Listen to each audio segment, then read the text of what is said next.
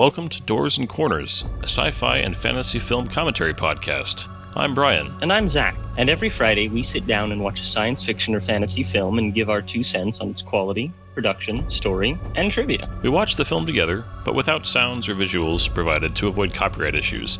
But if you do have access, we encourage you to join us and follow along. Here, we like to keep things casual, and there may be discussions of spoilers or sensitive materials or language. But we do try and keep things clean and family-friendly. Ultimately, the goal of this podcast is to create the experience of us all sitting down and watching this movie together. So get ready to hit that play button, because we're about to get started. Damn Doors and Corners, I mean, that's where they get you. Welcome back to Doors and Corners. I'm Brian. I'm Zach, and today we're going to be watching the third movie in our Mummy Month, Yes. which is going to be the third of 5. This is the Rock Begins. No, sorry, The Mummy Returns. Yep. Well, it's so funny because at this, because for the first couple of films, he literally was credited professionally as just his wrestling name, The Rock. And then he became Dwayne The Rock Johnson, and now he is just Dwayne Johnson. They just he completely you can like trace where you are in his career with where he puts The Rock, or if it's there at all in his casting credits. The idea that the man that we're about to see in this movie, which he's not terrible in this movie, he's barely in it, in fact. Yeah, he actually barely does anything. Is getting like Oscar buzz this year. Smashing Machine. For that, for Smashing Machine. Like, it's nuts. Because like I actually like The Rock.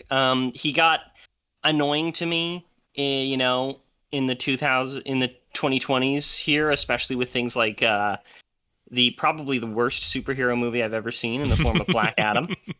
Oh, come on, man. We watched Quest for Peace right here. Oh, okay. You're right. I mean, there are a few exceptions, but there's not many. Well, Black Adam has the wonderful exception of Pierce Brosnan as Dr. Fate, which is perfect casting, and I love Dr. Fate with a passion, and not enough people know about him, and it actually was a pretty good depiction, if a little too shiny. Can you imagine, though, just to say, because I think he voiced him in the animated series as Oded Fehr as Dr. Fate. Oh, yes. I don't think Oded Fehr did Dr. Fate, but I know Oded Fehr did Ra's al Ghul. He did Ra's al Ghul, because like we're in the middle of Mummy here, and like Oded Fehr would be an amazing Dr. Fate, right? He'd be a good voice of Naboo, because the whole thing is that you're supposed to have this mesh of Western and Eastern. You have Nobu, the spirit of the helmet, the ancient wizard, and you're supposed to have one of its many bearers, like a Kent. I forget his last name off the sudden. But he would be a very good Nobu. Pierce Brosnan was great. But yeah, he'd be a fantastic Nobu. I mean, there's multiple roles in any DC that he'd be good at. He'd be a fantastic Ra's al Ghul in live action too. Yeah. But I'm a big fan of that character, and unfortunately, like going back to Dwayne Johnson, getting into things like Red Notice and that Christmas one that he was in with Chris Evans. Oh yeah. With J.K. Simmons. Yeah, I love J.K. Simmons so much too. Boy, that was just last year. I can literally see the poster on Netflix, but I can't remember the name of it. Exactly, it was Red 1. Okay. Red 1, Red Notice, Black Adam. But I actually think, other than that, I just was gonna say, I think that right off the bat, Dwayne Johnson got in his own way because he had a lot of creative say in his own roles. And I think that is one of the issues he had. I think that if he had been able to pair with somebody that he could have listened to earlier on, because there are people that I respect quite a bit that are talking of Smashing Machine, and I think that if he had been pushed to not just play wrestler dude, action film guy over and over again, that he could have had a very different last 10 years. Despite several of those films being ones that I enjoyed, I think that he's been one of his biggest problems, unfortunately. I agree, because one of the things is, because for a moment he was the most highly paid actor in all of Hollywood, and he had this ability, similar to like Kevin Costner with Waterworld, right? Where he's just kind of getting in his own way of these movies and the directors that he's working with, because he'd have these things like he can only be hit so many times in his contract. And he needed to have happy endings, which I get. He wanted this positivity put out in the world, which is a good attitude to have. And he wanted that to be his reputation. But the fact is, these movies don't always have the ability to have happy endings, but they're suddenly forced.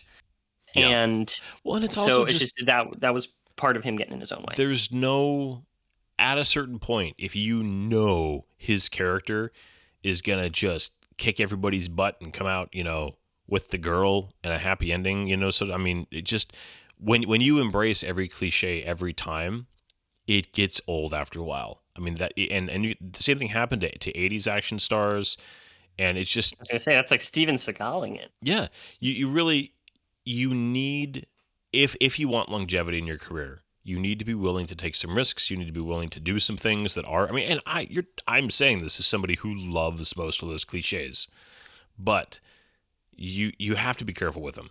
And if you overdo them, you will ruin them. And I think that he definitely, walked that line pretty hard. Absolutely. But there's also other people in this movie. Yes. Quite a few others, and they actually speak. Ooh. But it is worth noting, like, this was the breakout role. This was the first major movie of Dwayne Johnson. And he went on immediately after this to make The Scorpion King, which is not... I rewatched it probably like 4 years ago, just out of curiosity. And it's not as bad as I remember, while still being, like, not good. Yeah. It was a fun movie. It's just like it feels very much like a direct-to-DVD movie, but a really good one. Yeah, that's a good way of putting it. Like, in the context of a direct to, a cable film, like it's there's plenty there to enjoy while never expecting anything truly special. Yeah. And I had more to say on that, and it just went right out of my head. That's right. I was gonna say it was Scorpion King was fun, but there were like 6 Scorpion King movies. A lot of them were direct to DVD or now direct to streaming, and they apparently, for their fans, they continue to have an audience. But more than that, they're actually used. I didn't know this, and I went and looked at like a small montage. They're used as almost a test bed for some new like stunt work ideas. So they actually have some really good stunt set pieces and stunt work and action that is like better than it should be. And I found that really interesting. I was gonna say that I've not seen The Scorpion King for a long time, although I had memories of enjoying it. I watched it a few times at the group home I used to work at, and but I was pulling out because I have the Mummy collection Blu-ray, where it's like one, book and I was flipping through it because I was watching this film for some research, and I was like, oh, okay, I got these 3 movies, Dragon Emperor, and then there's like the bonus disc. I'm like, what is this? One more disc back here. Like, oh, that's Scorpion King. They hadn't even bothered to like reprint the disc to like match the rest of the set. It was just like some very Walmart looking Blu-ray. In the very back, like in the back cover. I was like, I'd kind of forgotten about it, that was officially part of the Mummy universe, because it had been a long time since I'd seen it. But yeah, because he made that right away, and then I remember he went on. Rundown was well regarded, and Rundown was so fun. Yeah, Walking Tall. Walking Tall was actually like not bad, genuinely good. Yeah. That's when I first saw him, and I went, "This guy can act." Well, he was playing against one of our Robert, what's the villain of that? He has those really striking blue eyes. He was the villain in Arrow for like a season or 2. We were talking about him because he plays the ensign who gets assimilated in for sort of First Contact. Yes. McDonnell or he's O'Neill fantastic. He's one of those characters actors that just pops up and is really good. Which is, anyway, sorry, total distraction there. I remember like watching Doom, which was just... Oh, that's right. It's great, but it's awful. The forgotten Carl Urban film. Smart. Get Smart. That's right. It was actually a lot of fun. But he did all these like random things like Journey to the Mysterious Island, G.I. Joe Retaliation, Yeah. which has a connection here with director Steven Sommers. Yeah, well, and that was taking over for a Brendan Fraser role, wasn't it? Or not the role, but like the lead in, because didn't the first one, wasn't that Brendan Fraser? No, Brendan Fraser had a cameo. The lead was Channing Tatum, and they killed Channing Tatum off the first 10 minutes of the movie. Oh no, I was talking about the second Journey to the Center of the Earth film that Dwayne Johnson did. Oh, yes, that is correct. One was Brendan Fraser. There was something else. I'm like, it's on the tip of my brain, and I can't remember it. He was in. I know what it is. I know what it is. Oh no, he was in Be Cool. It was the weird follow up to Get Shorty, and he was like this like gay hitman who used like this red aluminum baseball bat to like hit people with. Oh, this is a thing, and he's hilarious. Oh my gosh! It's not a great film, yeah. but it is Be Cool, and it is a follow up to Get Shorty. It's like, okay. Oh, he looks like a moron. I love it. Yeah. But I am not a fan of the Fast and Furious movies. That was when he really broke out.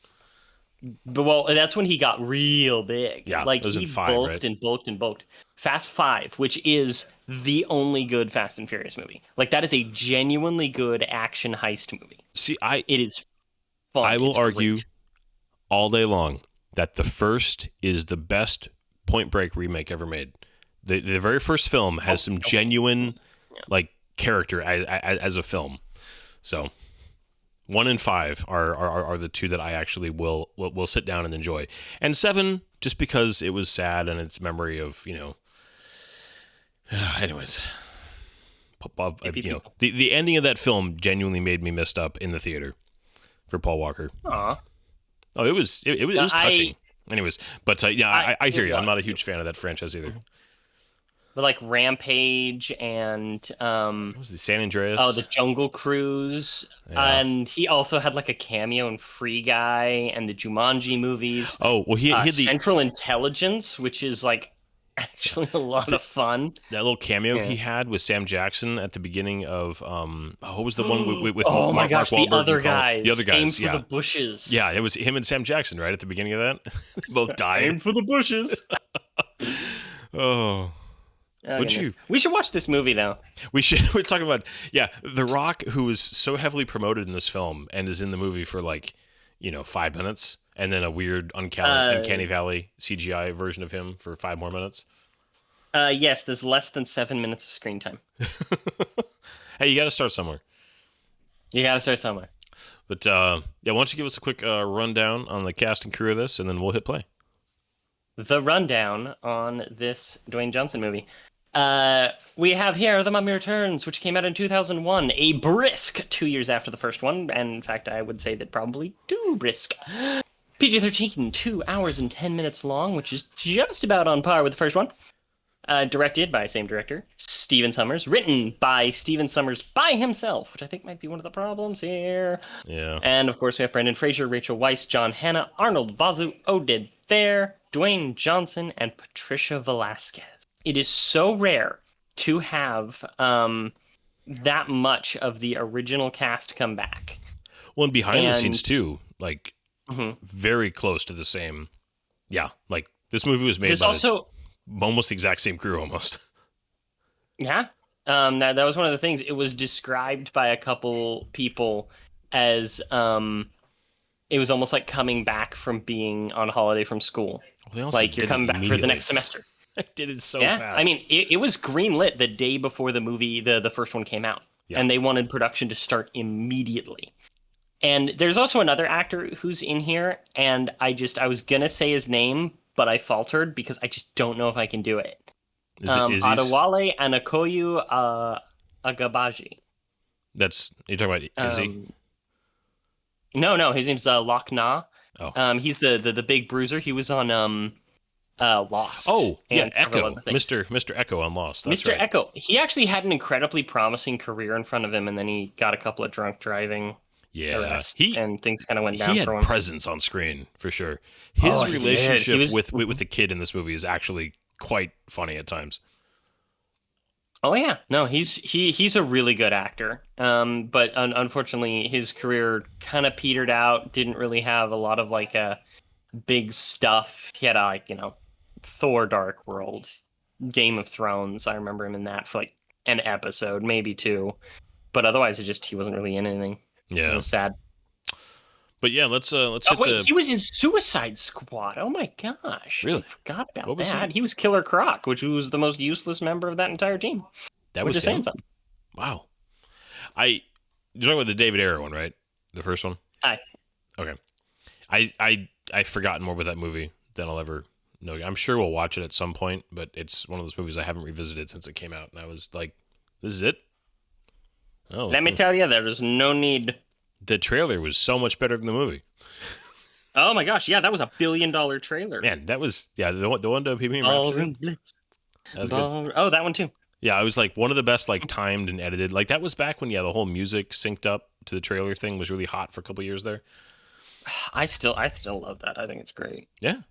Oh, when it's done well, it's effective. But Mummy Returns. Now it's all we are hitting play again right at the Universal logo starting. So if anybody's watching this digitally and they're wondering why we're a little desynced, it's because you might have an FBI warning, like Zach did. Mm-hmm. Mm-hmm. I don't have that. Yeah, 19 seconds in, guys. Sorry. And we're gonna hit that play button in 3, 2, 1, go. Play. Oh man, I'll tell you though. It wasn't until I was a little bit later in life that I realized just kind of how crappy this movie is, because I loved it as a kid. The whole army of Anubis. I loved Oded Fehr in this movie. His character of Ardeth Bay. I just thought he was awesome. He's Mr. Exposition. Rick O'Connell. Yeah, dude, there is so much exposition in this movie. You'll also notice that the music is distinctly different. Yeah. I mean, they don't use a lot of the Mummy. Yeah, they didn't have Jerry Goldsmith again, but man, they did get one of the greats still, Mr. Silvestri. Did you know? Alan Silvestri, most notable for doing the Matrix movies, among many other things. Matrix, I meant Avengers movies. Well, I still think of him as Back to the Future. Future. Yeah, so I'd say for him, the first one that comes to mind is still Back to the Future theme, even though obviously. Do you know why they didn't get Jerry Goldsmith? Jerry Goldsmith back? I actually don't. Did you read that story? I did not. So somebody asked Jerry Goldsmith, "Hey, while he was in concert, like, can you do the music from The Mummy?" And he's like, "Oh yeah, love that score." And he went on a rant about how much he hated the movie. I remember you talking about that last week. He was not a fan. Stephen Sommers was in the audience. Oh no. Stephen Sommers was in the audience, so he was just like, I'm gonna get somebody else for the music in the sequel. He was like offended. Yeah, I mean, yeah. You do want, to be fair though, you want the people who are working on your film to like it. I mean, there is something to be said for not liking what you're working on, that it will affect the quality of your work. And so I wanted to point something out here. Oh, go for it. I was gonna say, he's a professional. I have no doubt he still would have made a great score for this, but I totally understand the thought if that's what happened. So go ahead. So the action in that sequence, okay, there was this thing that happened. The one that I specifically would point out is a couple years after this, The Lion, the Witch, and the Wardrobe came out. And you'd have this action in these PG-13 or PG movies where you'd have people kind of getting hit by swords and it just didn't feel right. It just felt like blunt and like crappy stunt work. But this movie does really well at having kind of the non-bloody hack and slash action. And it's edited and sound affected in such a way that it still has an impact to it. Yeah. And I really appreciated it, even if it was, a little bit bloodless. Yeah, well, but the one stab they did where The Rock gets like full on just stabs the guy, it's funny because it's just like his sword kind of disappears into his armor. There's no, because this movie actually was interesting. I was telling Zach before we started recording, I watched this movie with Stephen Sommers' commentary because I was curious, and he was talking about the fact that they repeatedly had issues with the ratings, just trying to make sure that they pleased all the various requirements to getting their PG-13 rating, because it was so important to the success of this film. I love that he gets stung by this scorpion multiple times. Man, that's a juicy scorpion. Yeah, he just kind of takes it. Yeah. Here we have the first of many really iffy CGI. Yeah. Like they were trying for their time, but even for its time, it was rushed. Well, I mean, it's 2001. I mean, gosh, we saw what Lord of the Rings was able to do. We saw this is ILM, and I wonder, and I don't mean this in a disrespectful way, but I wonder if there was a little bit of Star Wars as the priority because the prequels are being made right now at the same time. Oh no. You're not wrong, but it wasn't Star Wars. It was The Matrix.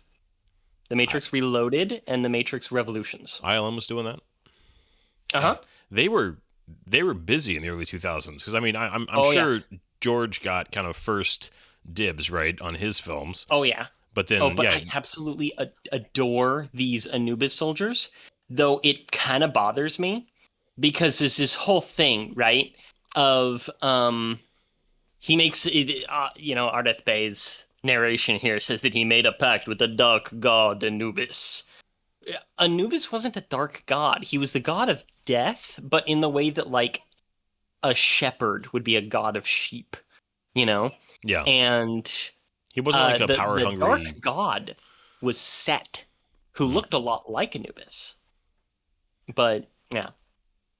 It just that's one of those things that always bugs me. Both Hades and Anubis get a bad rap.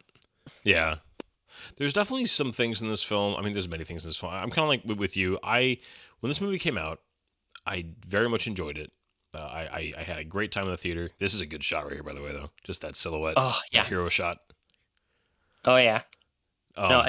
He was like a favorite of mine growing up, just like as an action hero.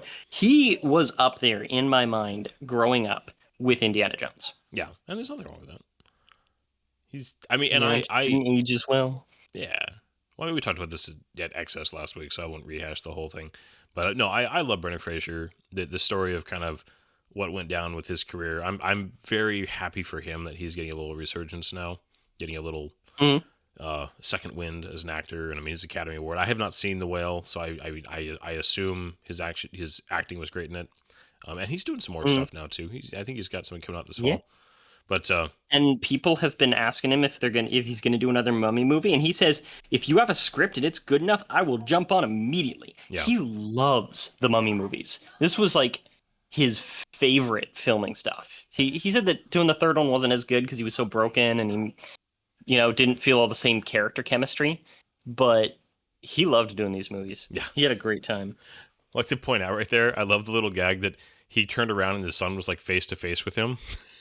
Obviously is not the same, and they director was like, yeah, we were hoping nobody would notice that we needed the shot of them face to face, so we had him up on some crates there for that shot. But and then obviously we just pretended like that didn't happen. I was interested to hear him mention as being the director and the writer multiple times. He was like, yeah, there's a plot hole here, or this didn't quite work. But we just figured people would be into it and wouldn't notice, and we just made the call to go with it, even though we knew it was a potential issue. So it was like several times he said something like that, which I was like, huh. I mean, at least he's aware of it and kind of admits it. Yeah, I was kind of sad that Stephen Sommers' career didn't really go to big highs. I really didn't like G.I. Joe, Rise of Cobra. God awful movie. Yeah, that's the first one, right? With like Van the Helsing exosuits. was fun. Yeah. Okay. That was just it. It was those exosuits, man. It just killed me. I think he's somebody with the right collaborators. He can do good work, but it's just he because I mean I think as attested by especially the first movie, he's not some talent. People have a bad habit, I think, of once somebody's career doesn't just take off, they don't become the next amazing whatever. It's like, oh well, they were never actually good. Like no, he's a talented guy. It's just I think that sometimes having a really successful film coupled with a certain type of personality might just land you in a place where you don't have a good path forward. I don't know exactly all the details. I know very little about the guy. But he's been effectively retired since 2018. He was a producer on a couple things, but even then, actually, I think he's technically been retired since like 2013. He has executive producer credits on Scorpion King 4 and Scorpion King 5, but otherwise, like only. The last thing he did in terms of both writing, directing, and like executive producing was the movie Odd Thomas from 2013, which was one of the big star vehicles for Anton Yelchin shortly before his death.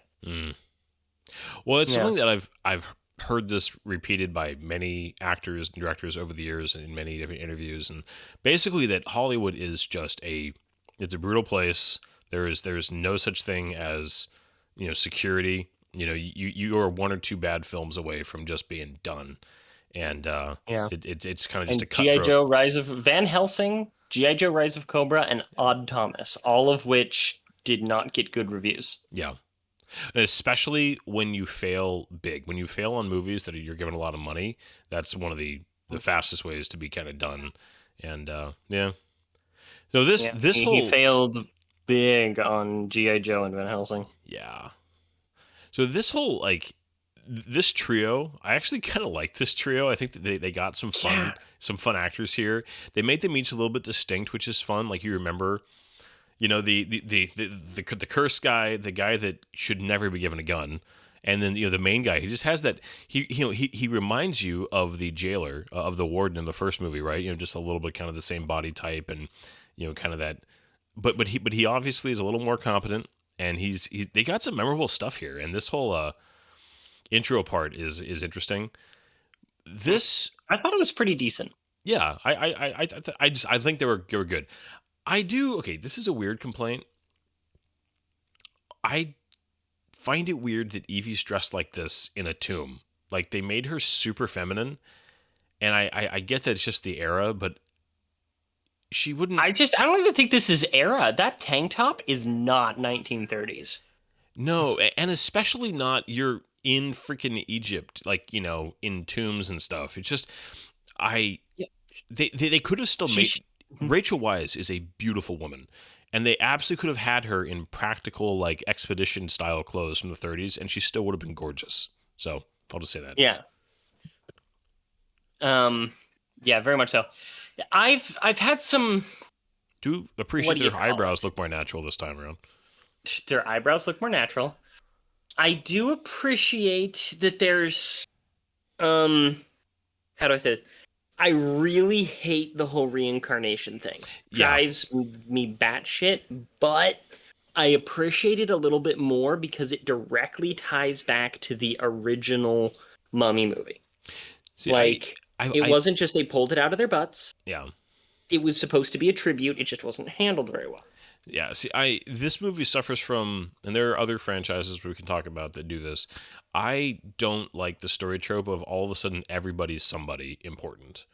That she's somebody important, and especially, I mean, I don't like her thing. I especially don't like Rick's whole, you're like some savior with the tattoo, and it's just like, no, he's just, stop it. You don't need everybody to be somebody like from the past, have some kind of, again, as much as I like the cliches of Luke Skywalker, you don't need that in all your adventure stuff. One of the things I loved about Indy's just a dude. He's just some archaeologist. It wasn't like, he's a very destructive. He's a very destructive. Doctor and professor. Yeah. Love how little this guy's gun is. Oh gosh.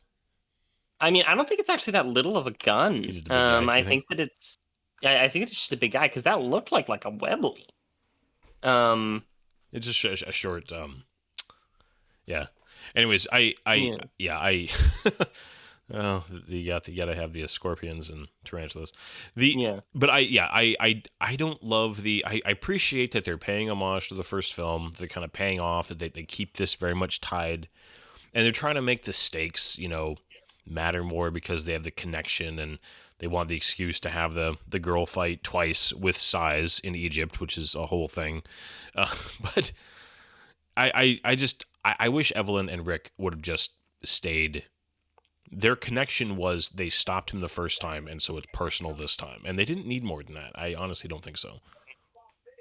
Yeah, I very much agree. Here's a trope that I despise, is kids with slingshots. I hate it. I don't care if it's Goonies. I don't care if it's the baseball one, The Sandlot. Like, I hate it so much. There's something visceral inside of me that just See, is I don't mind it repellent. when the movie calls for it. It doesn't belong in this film. It's like weird in this film.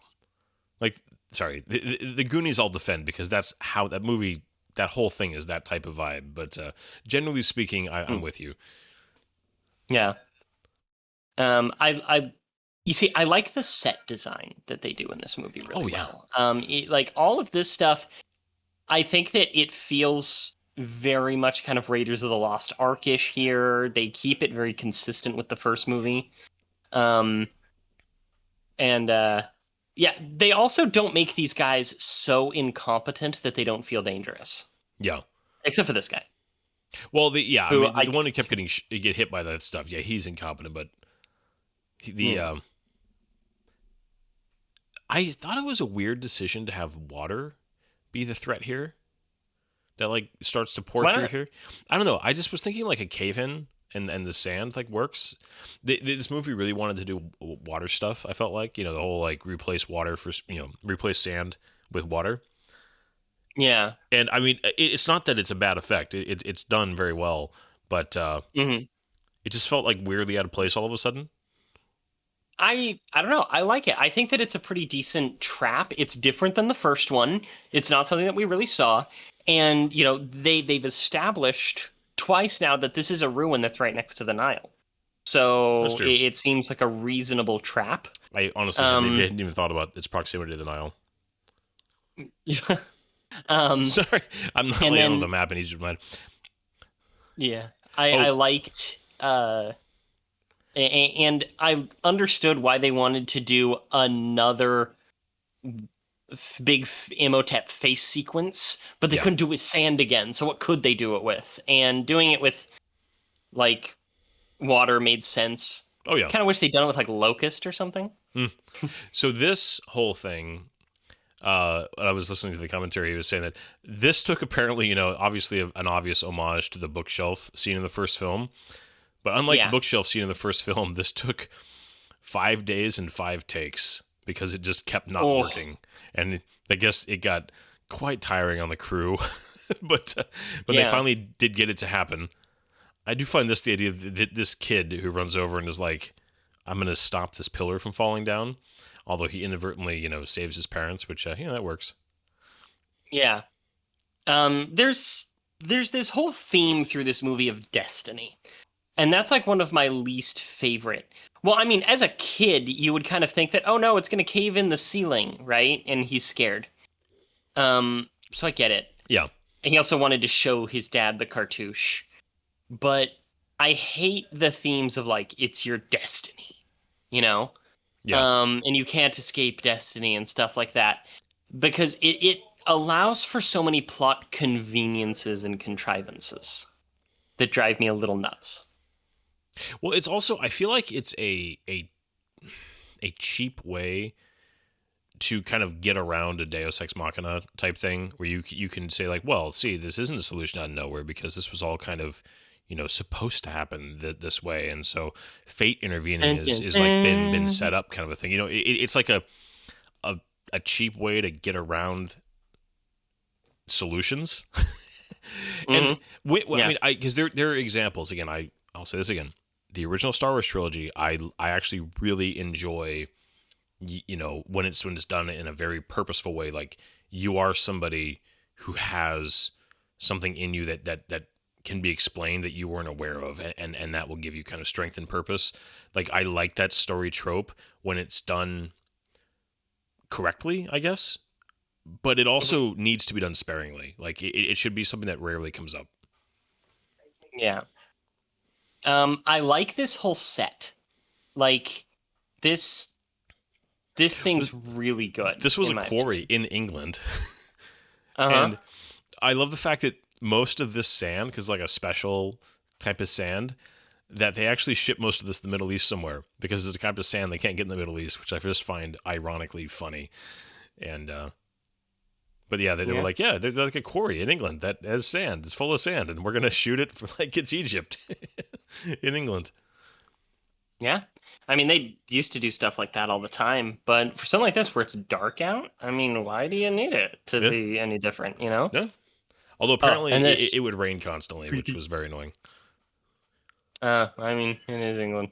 This is another like kind of semi-major character that pops in. I forget the character's name, honestly, with the red. The High Priest, or Mr. Hafez, played by Alan Armstrong, who is in a lot of things, but I can't even think of what it is that he's in. Yeah. But he, man, the guy that would stick your hand mysteriously into the hole in the wall in the old temple. I mean, spoilers for 2 hours from now, but yeah. Yeah, his arm is so gooey. Yeah. Well, they did strike a good balance. Go ahead. Go for it. I was going to say, this movie did strike, like the first one, a really good balance of being very kind of safely PG-13 while also having like real like stakes and terrifying moments and that sense of like the combat feeling like your character's actually in danger, which is, again, that's hard to do, but they did a good job in this film. The flamethrowers. I liked this. You know, the special effects were a little janky, but using like flamethrowers on them, you could see that these guys are like, they're deadly, they're smart, but they're prepared, right? Yeah. Well, the villains don't seem completely incompetent in this film, which I actually, as much as I love the good guys winning, man, there's nothing that'll ruin a story more than an incompetent villain in order to make your hero seem better. And you said that you don't think they're incompetent in this? No, I think the heroes, I don't think the villains are very incompetent in this movie. I think that they actually, like, things like that, like they were ready for Scarabs. They had a whole plan. When they brought them back, they knew what they were going to do. I'm not saying they don't make mistakes, but they're not a bunch of blundering idiots. Mm-hmm. Agreed. And I like that. Funny thing that we didn't mention last time, this actress who played Anunk Sunamun, she's not Middle Eastern at all. Her last name is Velasquez. But this guy here, the High Priest we were talking about, the thing that I remember him from growing up, my dad loves Les Miserables, especially the musical. And that's a good moment there. Funny. Pointing the gun at the back of his head. What is this guy like? Just so nearsighted.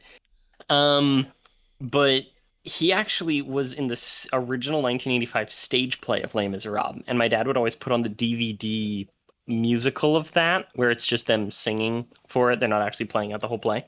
Okay. And he was Monsieur Thénardier, who was played by Sacha Baron Cohen in the remake, and he was hilarious in that. I know that he's been in other films, but I couldn't name them right now. And there's your... Yeah. Oh, here's the London equivalent of the Egypt shot in the first one. We have all these landmarks right next to each other, just for the sake of like... The thing is, they are right next to each other.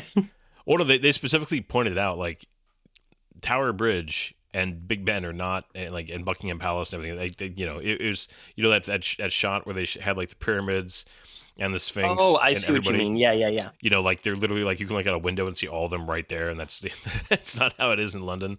But you just need the instant, let people know where you are. There's a good transition shot, though, Ardit, having Ardit Bay, kind of fade into the thing. So, interestingly, Brendan Fraser really didn't want, like, he strongly objected to the idea that the O'Connells are, like, living rich and, like, have this huge house and just obviously been doing well for themselves in the last 9 years. And they found, like, $1 billion worth of gold. Oh, yeah. No, they did, obviously. But it's just the idea that they chose to, like, spoil themselves this way because of it. That he really had a problem with that, and was actually really wanted it to be like an eccentric, like, apartment somewhere that basically they were living like in a really kind of strange little place because they just were never home. They were always out traveling or doing stuff was the idea.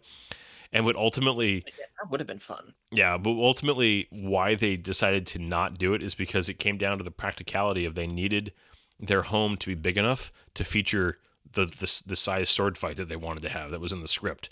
And that was the main reason why they ended up sticking with this big house, which apparently this is Ridley Scott's like office in England. It is like... What? This is a house that he worked out of for like years and years. Like this was right after Gladiator was wrapped. And this is Ridley Scott's office, and they like got permission to work there because they liked it so much. So just a weird little bit of trivia about that house where this set is. That's really funny. I remember that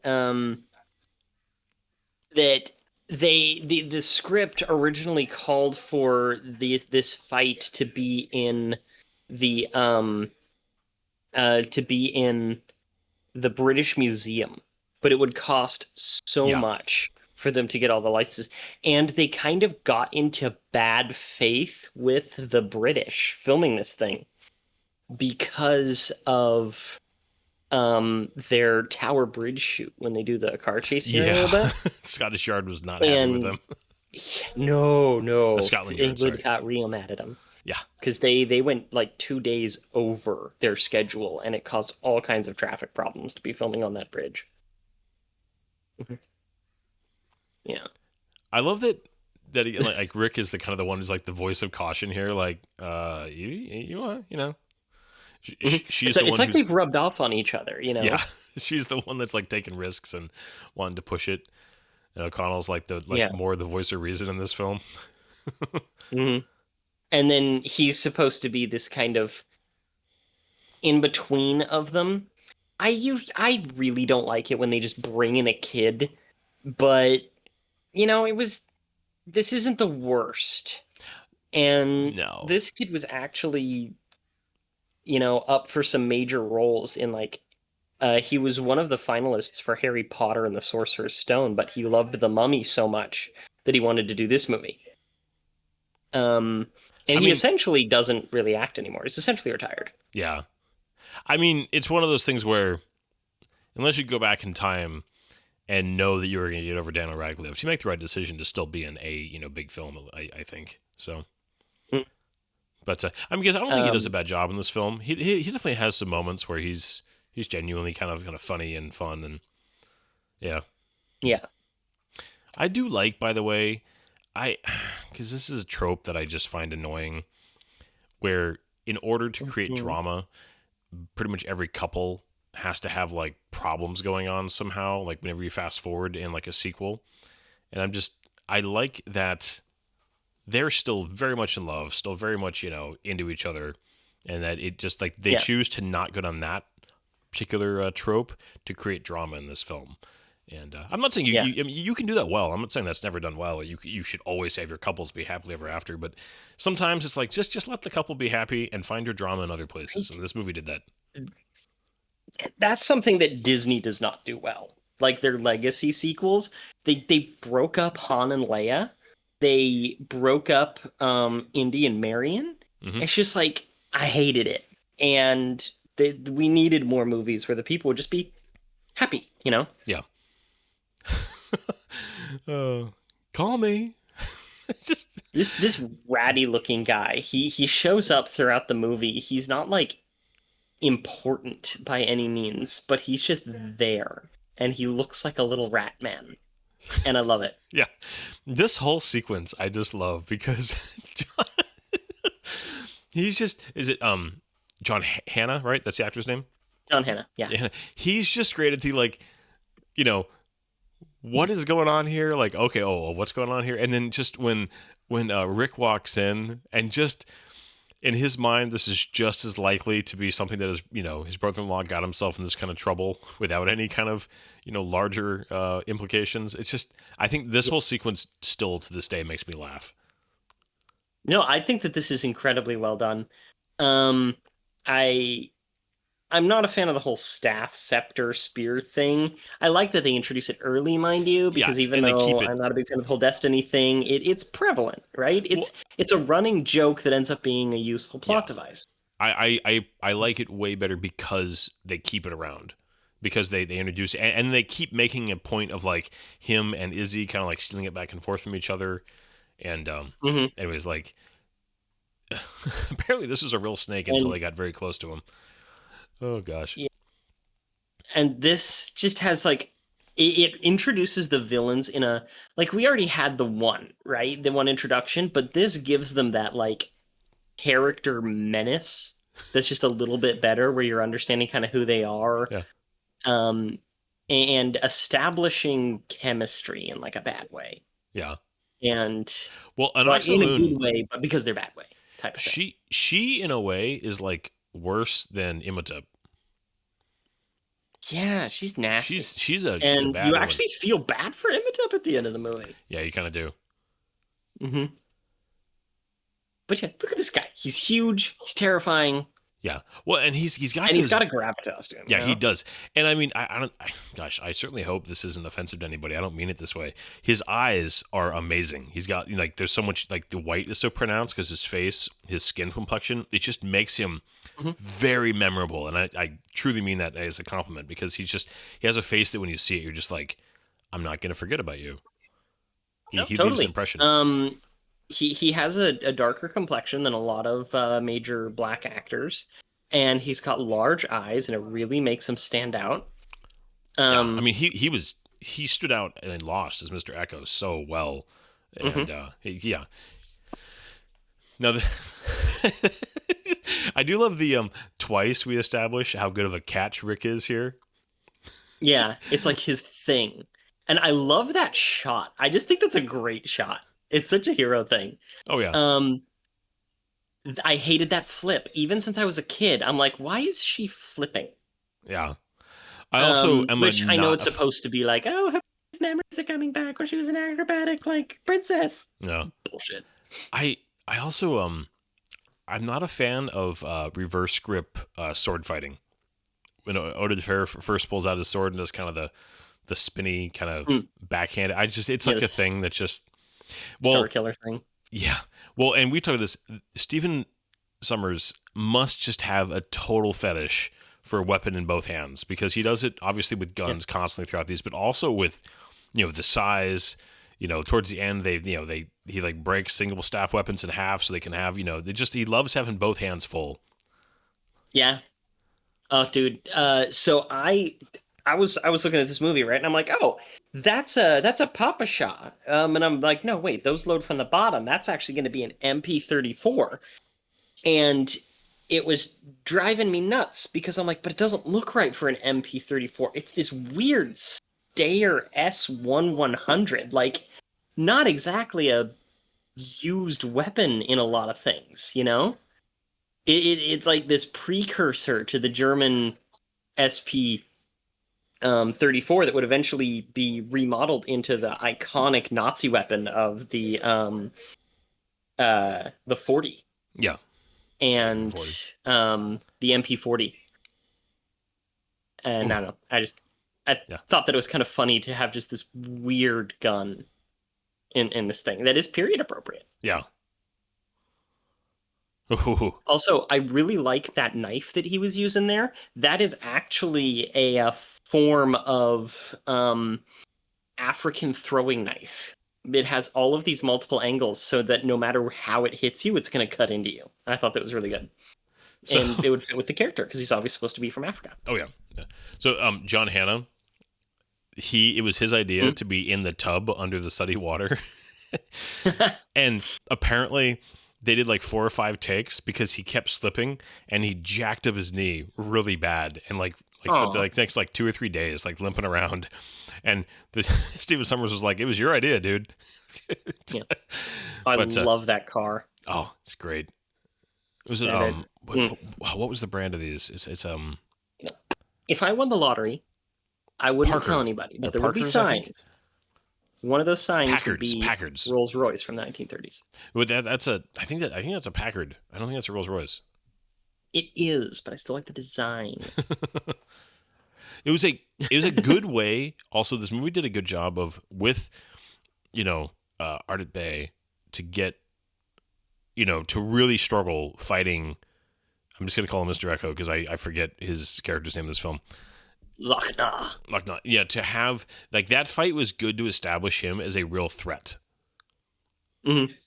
Although it did follow the trope of the crossbody slash, strong enough to send him careening over a bookshelf, but here, his clothes aren't torn. He's like, it's very non. He would have had this massive gash across his chest. But, we're just going to move along. Yeah. I really like how they incorporated Ardith Bey. I think that it would have been hard or easy to just kind of have him be useless, only there for like one thing, but he actually does really well using him throughout the movie and making it effective, because Stephen Sommers just liked the character so much. Yeah. Well, he's a great presence, and I also think it works to give Rick a competent kind of wingman in a way, because Jonathan's there for being the funny guy, right? But kind of useless. But having somebody else, it lets you up the stakes of the action scenes to give you a support that's competent, somebody who can handle themselves, but also somebody who would be like, as much as he does a lot of exposition, he would make sense to be the guy that would know the most about this besides Evie herself. So having somebody who kind of fulfills two roles in one and is also played by a guy who has a lot of good charisma, I think it's really kind of a checklist of goodness there. Yeah. The thing. Yeah. Stay here and protect the car. I just love that, like, the kid has enough of, his dad in him that he's like, no, I want to go with you and be in the danger. And Jonathan's the coward of like, I can protect the car. I can do the child's job. Yeah. I do like this, though. They bring back the roll bag, right? Oh, yeah. Thompson, and you have Winchester. This whole, like, code phrase thing is... I actually like it. It's something I think about from time to time. And I don't know, like, there's so many things in it that I like the way that it's delivered. I like the way that the characters say it, that it sticks in my head. And I'm fond of it because of that. But it's a stupid plot point. Yeah.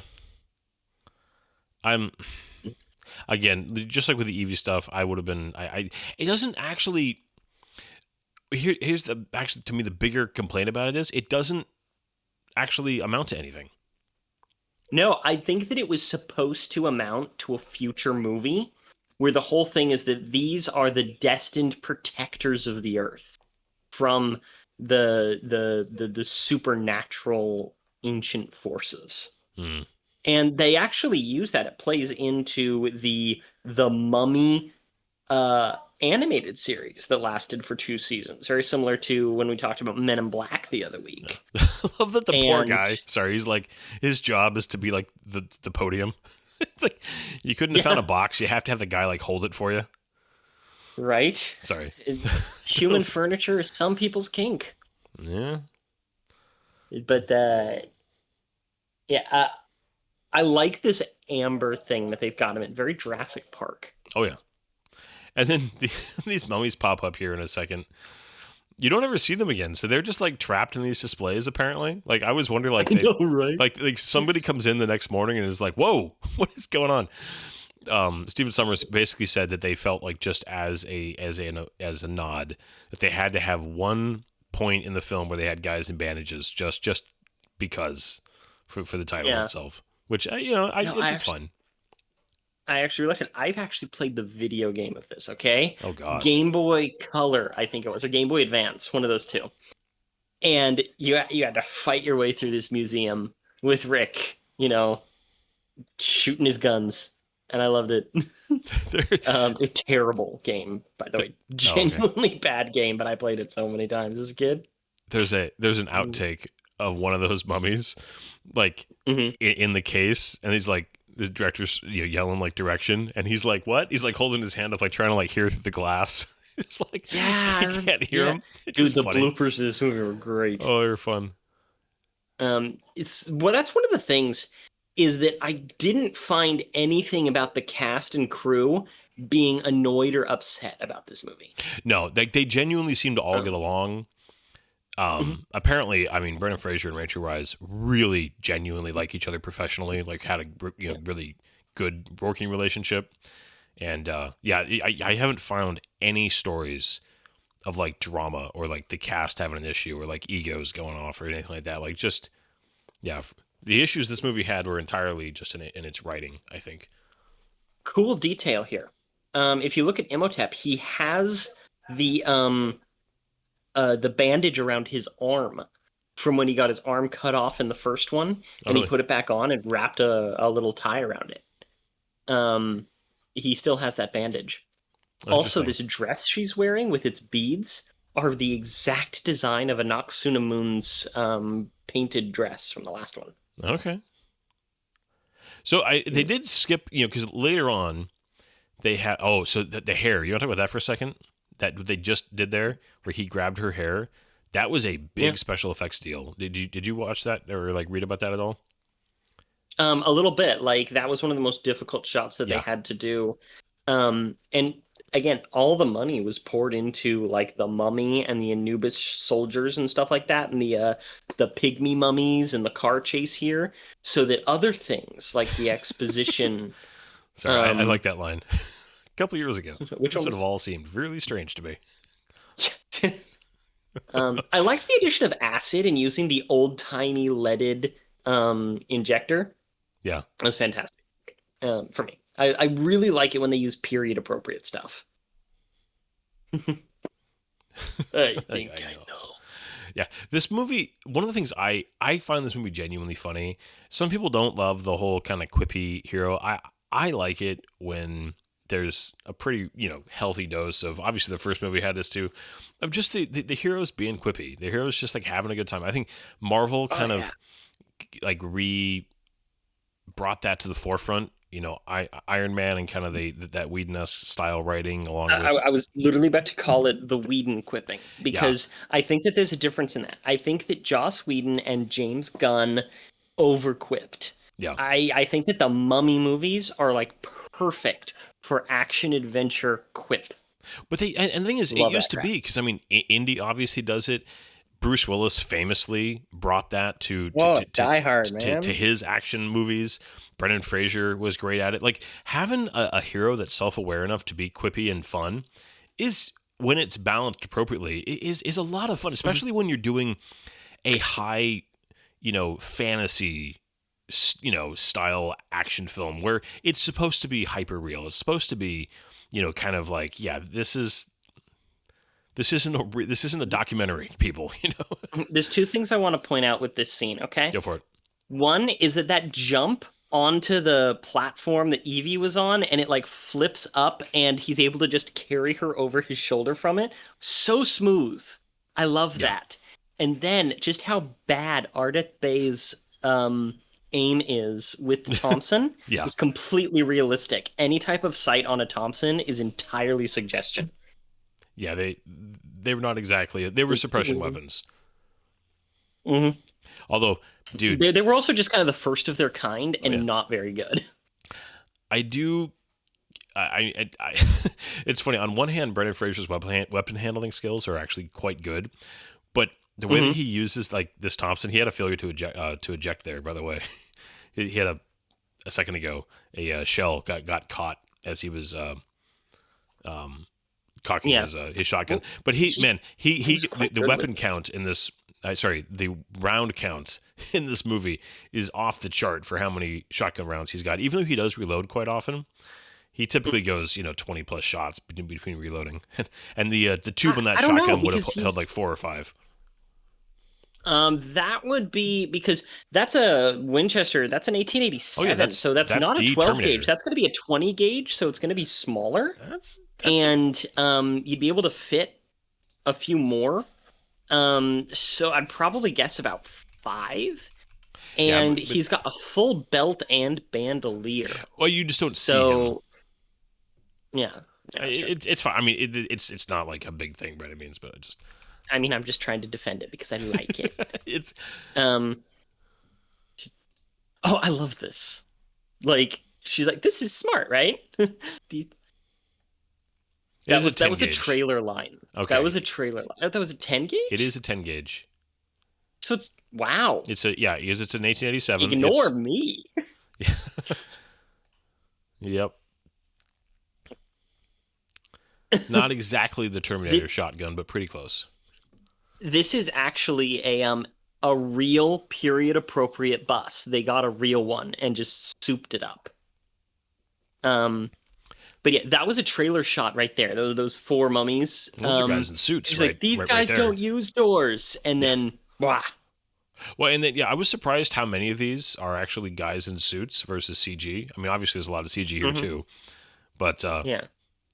like when they were bursting through the brick there, they were just like stunt guys. Mm-hmm. And Just there's like 4 old of them, times. you'll notice. Yes.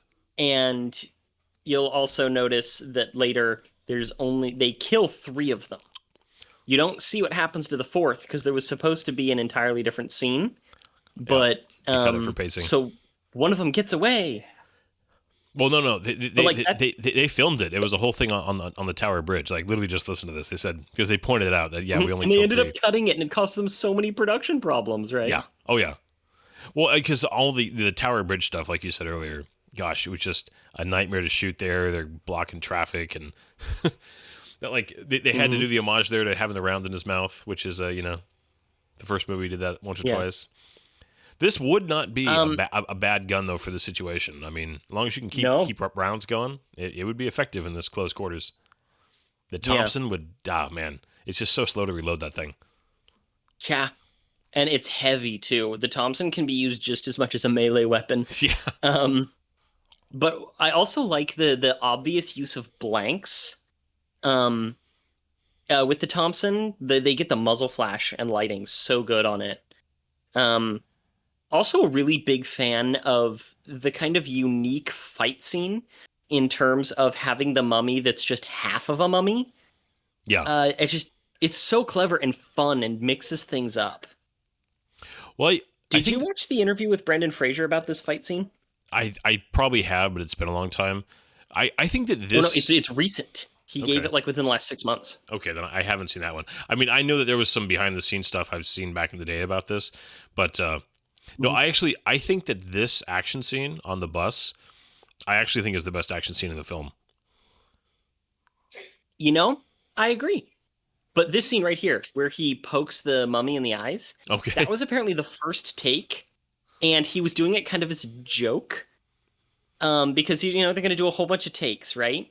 And he does this little motion, and then he looks over, and there's the director and the producers and one of the visual effects supervisors, and they're all like talking to each other, like, "Can we do that? Can we make that?" Because everything was planned out in advance with the visual effects so closely, right? And he's and so they're just like, "That was really good. I like that. Can we afford to do that?" And he's there going, "Did I do something wrong?" And they're like, no. Do that again. That was great. This whole sequence, apparently, this bus was going like just like 2 or 3 miles per hour, and they had like So this right here with the eye poke. Yeah, that was improvised, and they had to figure out if they could afford to do the visual effects shot. Nice. Well, this movie actually came in under budget just slightly. Like they actually. How? I don't know, but I mean, well, the fact they got it done in that amount of time, and they had almost twice as many special effects as they originally had budgeted, but I think it was just they kept to their schedule, and they, I also think that the actors were contracted, so they there probably didn't raises. get a huge pay bump. Yeah. Yeah, but like this whole scene, Tower Bridge, That's but real. They had a whole other fight planned for it. And it took them days to film, caused all kinds of huge problems, and it's not even in the movie. It was really smart to put Jonathan in the driver's seat because one, like, what else were you going to do with him? But it keeps him involved, and it just sort of like kind of occupies him in a way. It just lets everybody be here. Is good. Yeah. And it also gives all of them something to do, except for the kid. But you don't need him to do anything. I love that she's Ardeth like Bay has already totally gotten the turned on crap here. Just like, oh yeah, and then they're the perfect adrenaline junkie. Couple. Oh, absolutely. They're just like, yep. And but it's just like Ardeth Bay. They keep him as a fierce combatant, but he gets his ass kicked through this movie. And his superpower in this movie is to just keep going. Yeah. Aw, poor guy. Like, this is super convenient with just like, oh yeah, we're But they going to were ready raise for the him. bridge. Well, and the fact that they were like ready for them and kind of knew where they were going. It's one of those where it's just the when the villains seem to have a like prophetic level of Yeah, awareness of what the heroes are going to do when it's in a situation where there's no way you could have predicted that. That shot always disappointed me when he has that jump and we don't get to actually see the jump. He just jumps and then he's on the other side and there's no like glory shot from the side or something of him like jumping across it. Yeah. This was interesting. Okay, I was going to ask you earlier. So is this an inconsistency or you just kind of go with it that he has because they do the whole thing where they open the chest and he consumes the 3 dudes later. Mm-hmm. But he's got eyes and he can talk. So he's got eyes and a tongue. But in the first movie, he didn't have those. Well, they took his yet. body, right?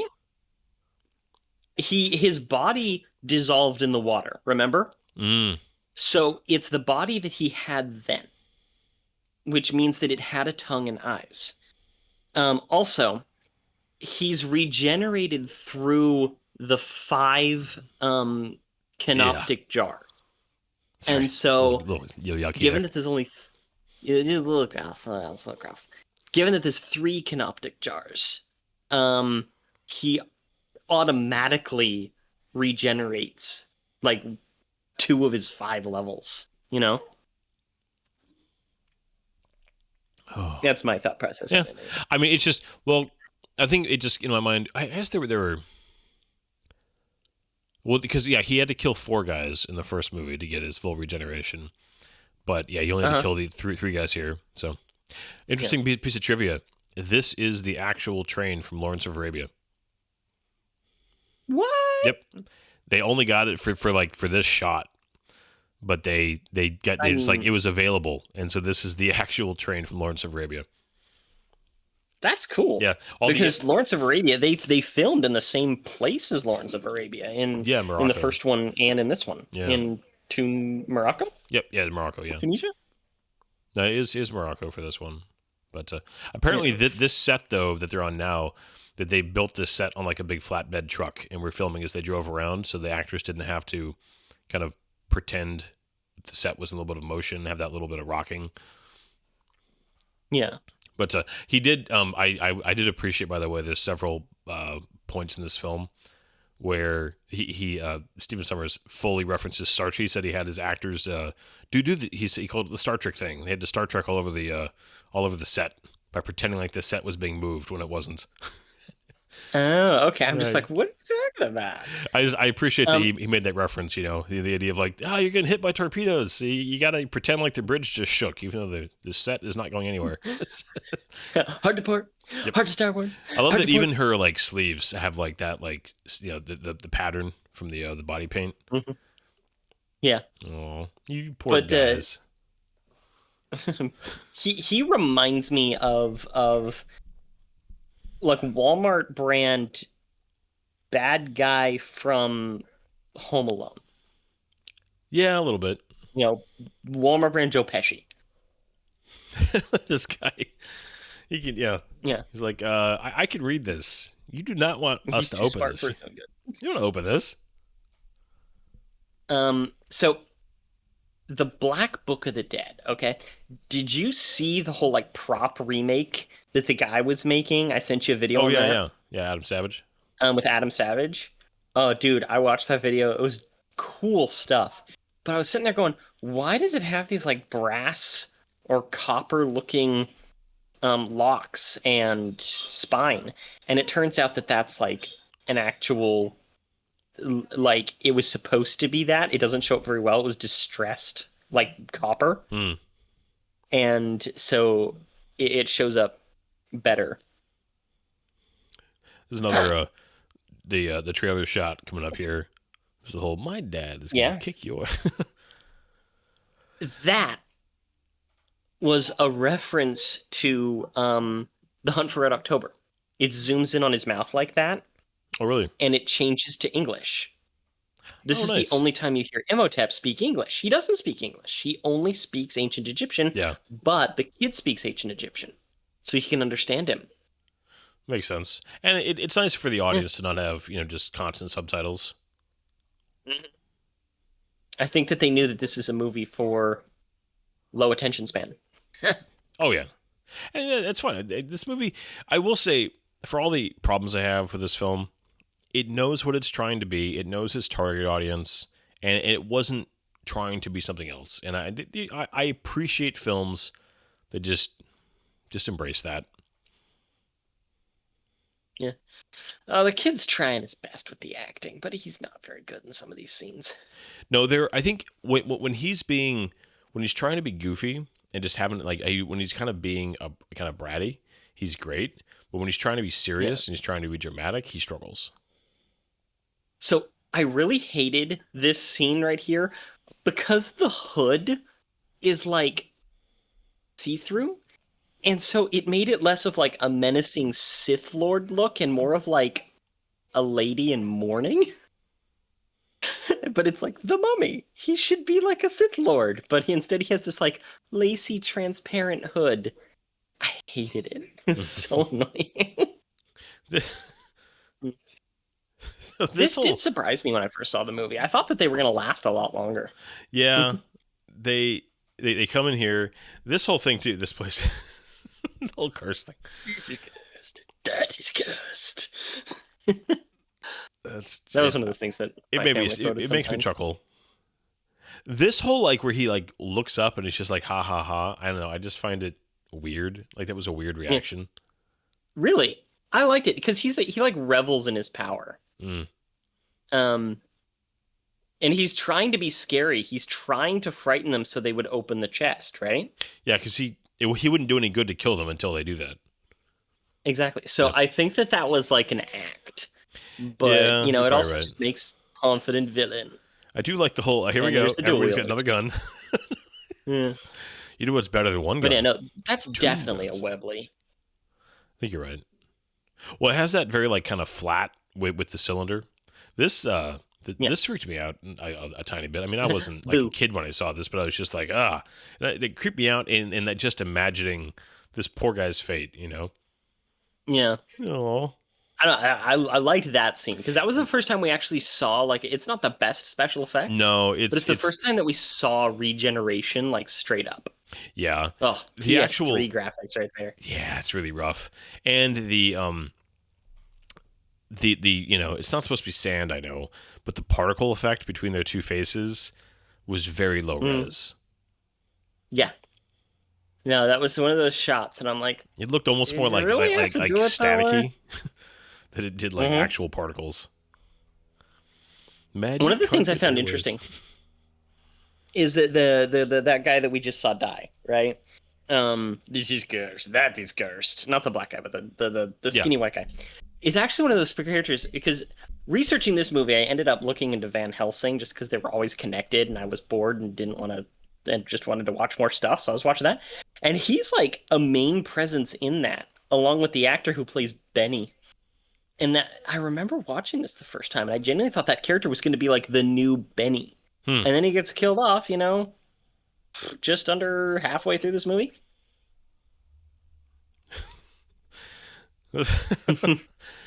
Apparently this extra was... What do you think of the whole Zeppelin thing? I mean, it's whatever. Apparently this extra... right there, asleep on the table was a really good sport because they shot that several times and he kept having to get his head smacked down. We're also going to get a little cameo from Stephen Sommers himself here. Really? He's the guy in the bathtub. I watched a thing on that. He's not the physical guy in the bathtub, but he's the voice of him. You hear him like humming and stuff. Yeah. Yeah, because Stephen Sommers doesn't look like that. No, he doesn't. Well,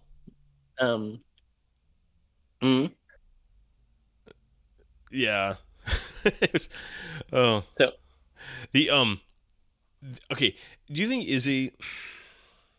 I couldn't tell if I like him or I find him annoying because he's kind of played where he's played very over the top. Definitely a lot of kind of just character cliche stuff going on here. I don't like that Rick is kind of mean to him. Interesting. I mean, he's mean to him in a way that definitely like kind of guy friendship could be. But there's I also think that this is an evolved version of Rick. He's mean to him because he knows that this guy is a scoundrel and a scallywag who's not going to treat them right unless he's a dick to him. I guess so. It's just like it's. I think it's just the. It's like Rick slightly out of character. I mean, I feel like that they were trying to recapture a little bit of what Rick and Benny had in the first film, but Yeah. Benny like actually left him to die. You know, like you watched that happen on screen, so you kind of understood why Rick was like, not the nicest person back to him, and. And it was just like it seems like Rick's just a gentler, nicer character in this film, except to him. But you could be right. It could just be that he knows this guy and he knows that this is all about. He's getting his son back, so you could definitely make the argument that he is driven to get his son back, and he's going to do what he has to do. So It's a balloon. This actor reminds me of Winston from New Girl. Like, just I feel like if somehow the character of Winston was sent back to the 1930s, this would be him. Yeah. Shot the ass. Oh gosh. Oh gosh. What do you think of the whole bird? Because he's his oldest friend, and they kill it, and it's actually like sad. And they kind of skim over it a little bit. They give it a little bit of a moment, but then they kind of never talk about it. I like that it makes so the entire kind of subplot, if you can call it that, of keeping the Magi army kind of up to date as to where they're going.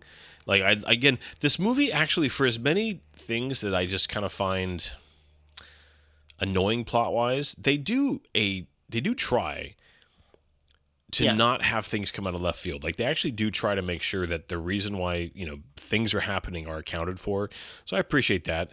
It's just, like many people, I always find it extra sad when you kill an animal, even if it's off screen. Like they did it very tastefully, right? They didn't actually show it, but still makes me sad. Mm-hmm.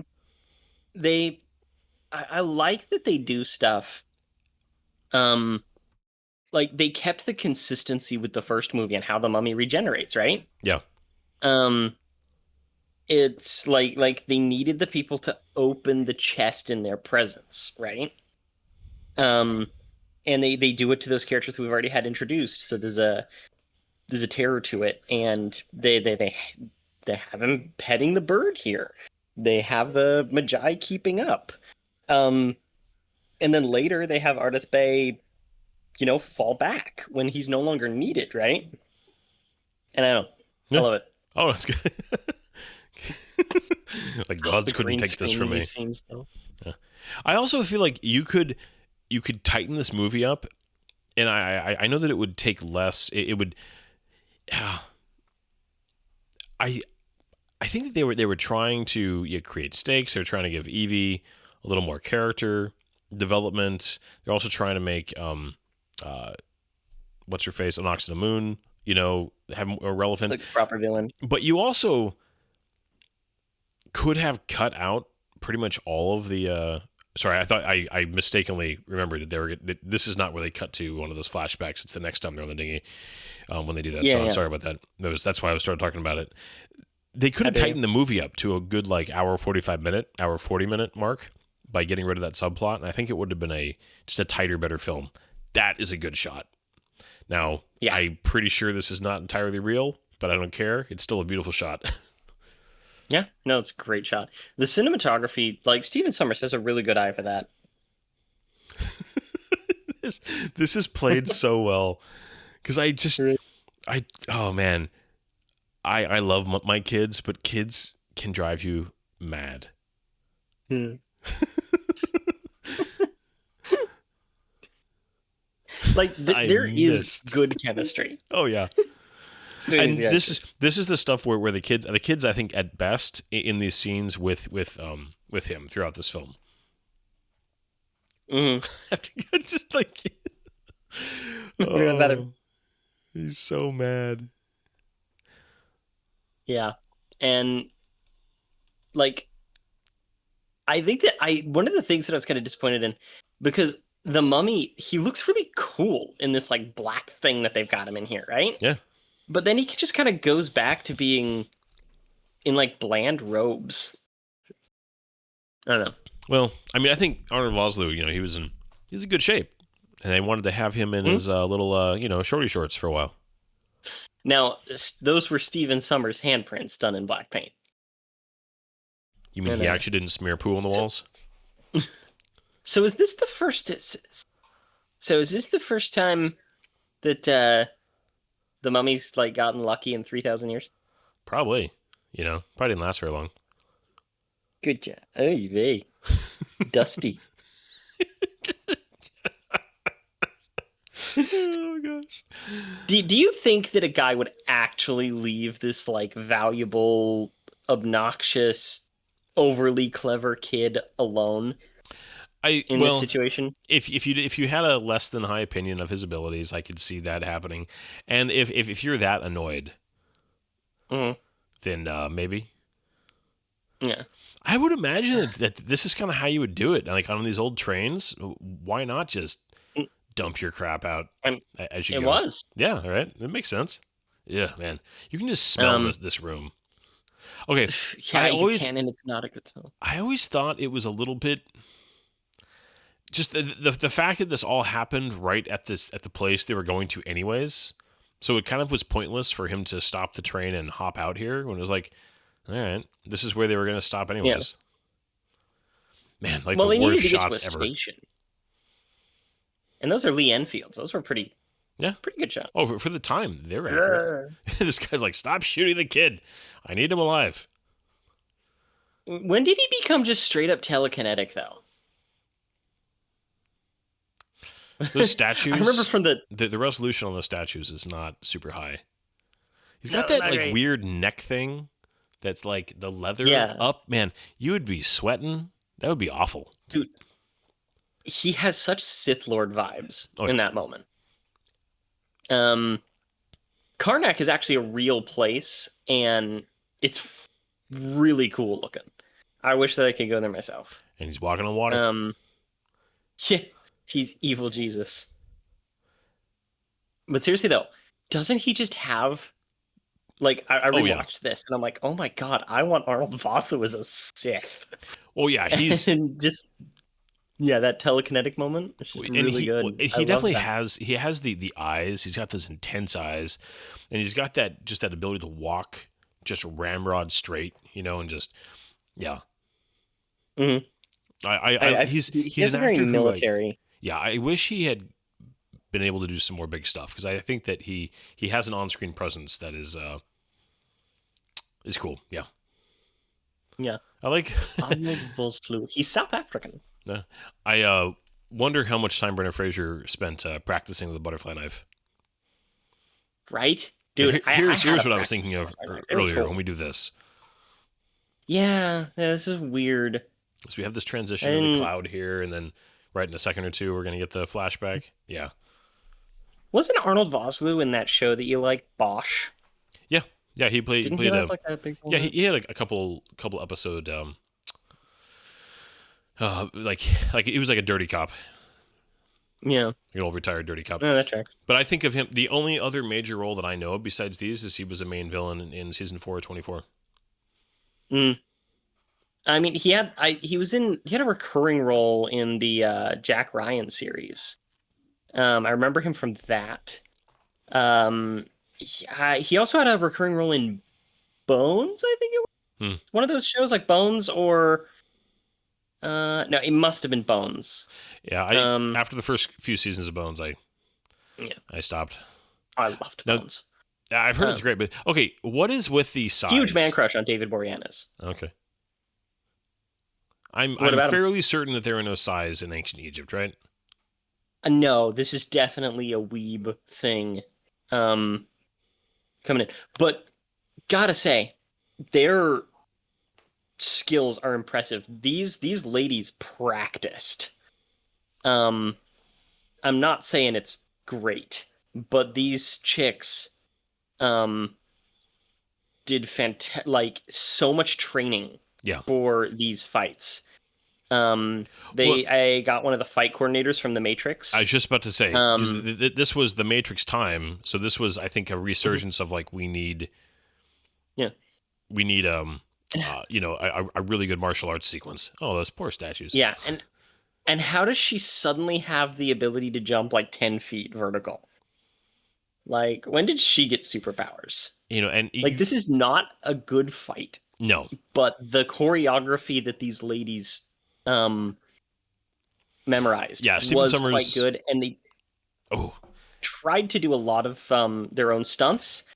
Well, as a red-blooded male, there's a lot of good things to look at in this sequence. No, he so straight up in his commentary, he said, yeah, I basically just envisioned a fight between my leads in Egyptian bikinis. I just thought it would be cool. I mean, it's just he didn't try to dress it up in any kind of, he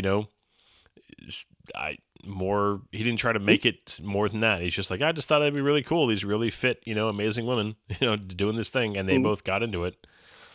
Yeah. But he said that about 75% of what we saw was the actresses themselves. He said they did have some stunt doubles, some gymnasts who were stunt doubles, but they were not used that much.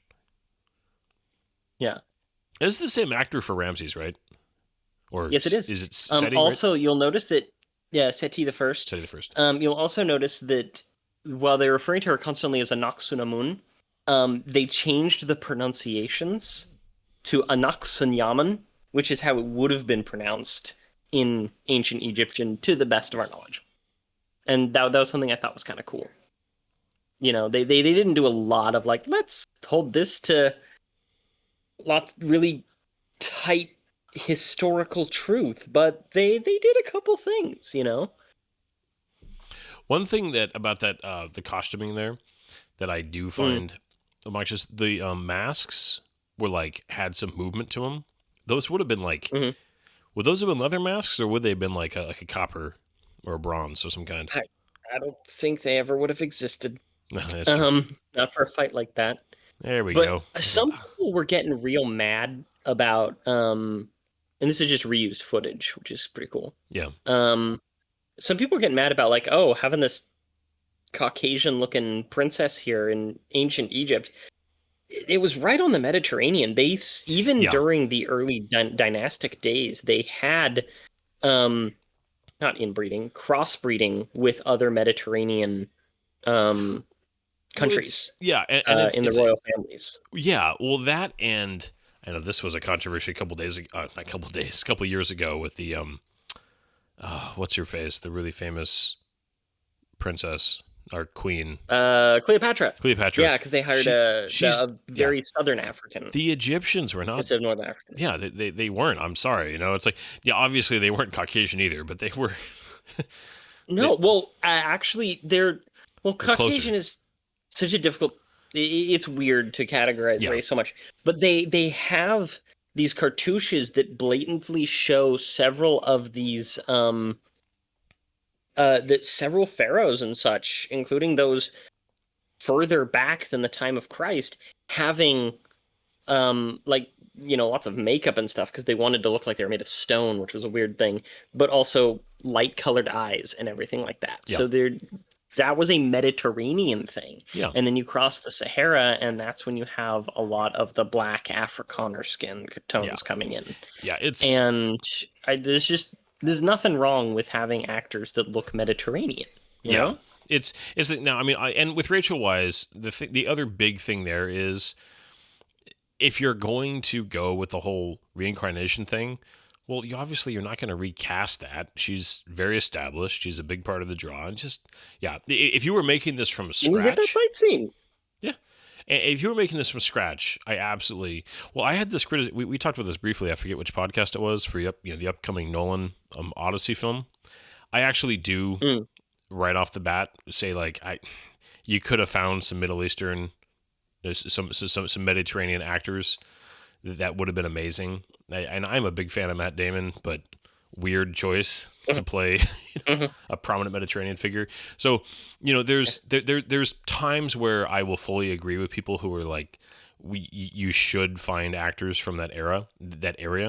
But there are other times like this where you're making a story beat while using a cast from an already established, world and film that's been made, and it's like just everybody just needs to relax a little bit about that stuff, in my opinion. Agreed. If it's done very, very, just blatantly and flagrantly without any care given to it, then I could see a criticism there. But a lot of times there's nothing malicious going on. It's just let a director make what he wants to make. And if you don't like it, don't go see it. I'm a redhead. Do you know how many redheads from comic books and animation have been like recast with diversity? Yeah. It's like, come on now. Honor the redheads. I'm being entirely sarcastic in this. Sometimes it really works. I absolutely adore the casting of Commissioner Gordon in The Batman. Perfect casting. Oh, yeah. I don't care that they did the racial swap. Sometimes when it's like blatant, what I would describe as the whole virtue signaling thing, that's when it bothers me. Yeah. When you know that there's other actors that would fit perfectly well, that are more accurate to the source material or actual geography, that are passed over for or when somebody's race or gender purposes. When somebody's race or gender is a key part of the character, then it matters to me. But when it doesn't, then it's way less important to me. Yeah, I can see that. Generally speaking, if they suddenly announced tomorrow that Winston Duke, M'Baku from the Black Panther movies, was going to be playing Bruce Wayne, I'd be all for it. He'd be amazing. But interesting. You really need the actor to fit the role if you're going to change it for some reason. Much like Commissioner Gordon's casting in The Batman. Yeah. I just can't remember the actor's name off the top of my head, but he was. No, he's he's a great actor. He's been And we're just going all off while this movie is just doing things. It's just we're this is in the slow part of the movie. Yeah, this is the slow part of the movie. And we're just kind of getting from place to place, at this point. So I like that they had established that Jeffrey Wright, he by likes the way. playing with sand earlier. Jeffrey Wright, thank you. That he likes playing with sand and he knows how to do little sculpture thingies. Again, that's another little consistency that they've already established. Yeah. He builds things. I love hawks, except when they eat my cats. It's just nature. Okay, so this whole thing was absolutely real, and they moved it. They actually cut the whole thing out of stone and moved it in real life. Isn't it like on an island now or something? I think they moved it further away from the water, actually, to protect it. Yeah, he's got just that stupid scarf. I get that he's bald. But give him a Sith hood. But maybe that's what they were trying not to do, because this was the time of... Oh, yeah. The prequel trilogy. I liked that they did have the moment there where he noticed the hawk, so that it doesn't come out of nowhere later. It's like he's being observant to what's going on here. Yeah. Now and he's obviously yes, the birds are of the Magi. Well, I'm assuming there's not a lot of hawks just chilling in Egypt, right? Right. Now the count here in the background is an absurd level. Right? 10,000 horsemen or something like that. I mean, it's like, what did you just have all the Bedouin tribes of Egypt just be like, hey, we're all going to dress in black and ride our horses? Yeah.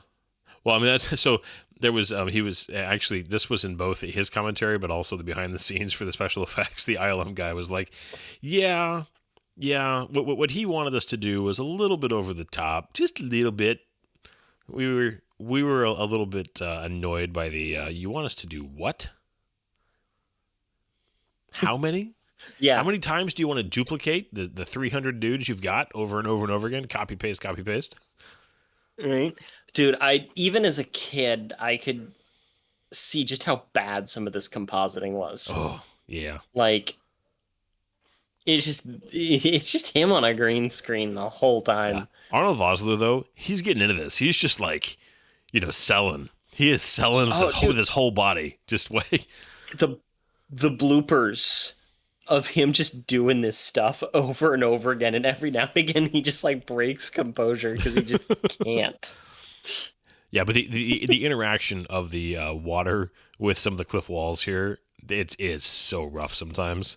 Ooh, yeah, just a wee bit. It's a little rough. And then the physics of this thing, they would have ripped the balloon right off this this boat thing that's hanging from the bottom of it more than once. This is so like physics just ceased to happen. This is now Looney Tunes world that we are entering here for the next minute or two. Yeah, so this thing has the blue. I mean, if they're already in the Blue Nile, part of the Upper Kingdom, going probably down towards Khartoum. I think that this is supposed to take place in Sudan. Just that, like, seriously, they get like into the mouth here, and then he's like, "Go," and oh man, yeah. The fact that like, there's like no physics to the balloon. The balloon is like a stationary object that has no like movement of any kind. Yeah, I would love to see a remaster of this movie where somebody just went back and redid all of the special effects. It'd make this movie just like so much better. And did you know that they actually did that? Well, Corridor did it for the for the Scorpion at the end. The Scorpion King scene. They're just like this infamously bad special effects scene. They're like, can we do better? And it wasn't perfect, but they only worked on it for like a week. But they did a great job. It looked really good. It looked better, but it still looked bad. I mean, that's the thing. I felt bad because I know that they improved it, and there was a lot of work there. But it still looked not even close to what we would expect nowadays for feature film quality. Well, because they weren't rebuilding it from the ground up. They were just they were like adding things to it. They were altering the footage instead of working with just like the straight 3D models. Well, they still were excuse me. They were still just using reference footage of Dwayne Johnson from other films to train the AI for it, versus if you actually had him come in and do true facial scans, it would have helped a lot. Mm-hmm. But that's what I'm saying. Imagine if you could, because he definitely has a whole ass load of facial scans out there, especially for things like Red One, and Black Adam. You made me cough now, dude. Sorry. But like, this thing just like stops too. There's like no momentum to this balloon. It just like the brakes, right? Like air brakes. Conservation of momentum does not exist. And again, Steven Soderbergh in his commentary, he's like, "Yeah, we just hoped people would roll with us on this one, that they all survived this, because there's no way." Yeah, but you see, all that footage of him like standing in the water and it's all blue was just filmed in that same rocky looking quarry, and that's the only time we actually see the actual place. Looks like something I could go walk down to the American River. Oh yeah, it would look like that, Yeah, we're just wading around in some cold water, some cold shallow water. I love the idea too that he's like going to repair this thing. Like, what the heck are you talking about, man? I mean, okay, that's actually one of those things, because he uses that line. I might be able to retrofit it into hot air. Okay, like, so it was implying that he was using like hydrogen and the engines and stuff like that. So if you could theoretically, if he could just sit there and like patch up the balloon, reattach the lines and cut down weight, maybe he actually could. I feel like the boat itself would have gotten snapped in half or something. Maybe but not, that might actually be helpful. Yeah, maybe. Oh, this just makes me sad every time. Not to mention, that is a good shot. That is not a big bird.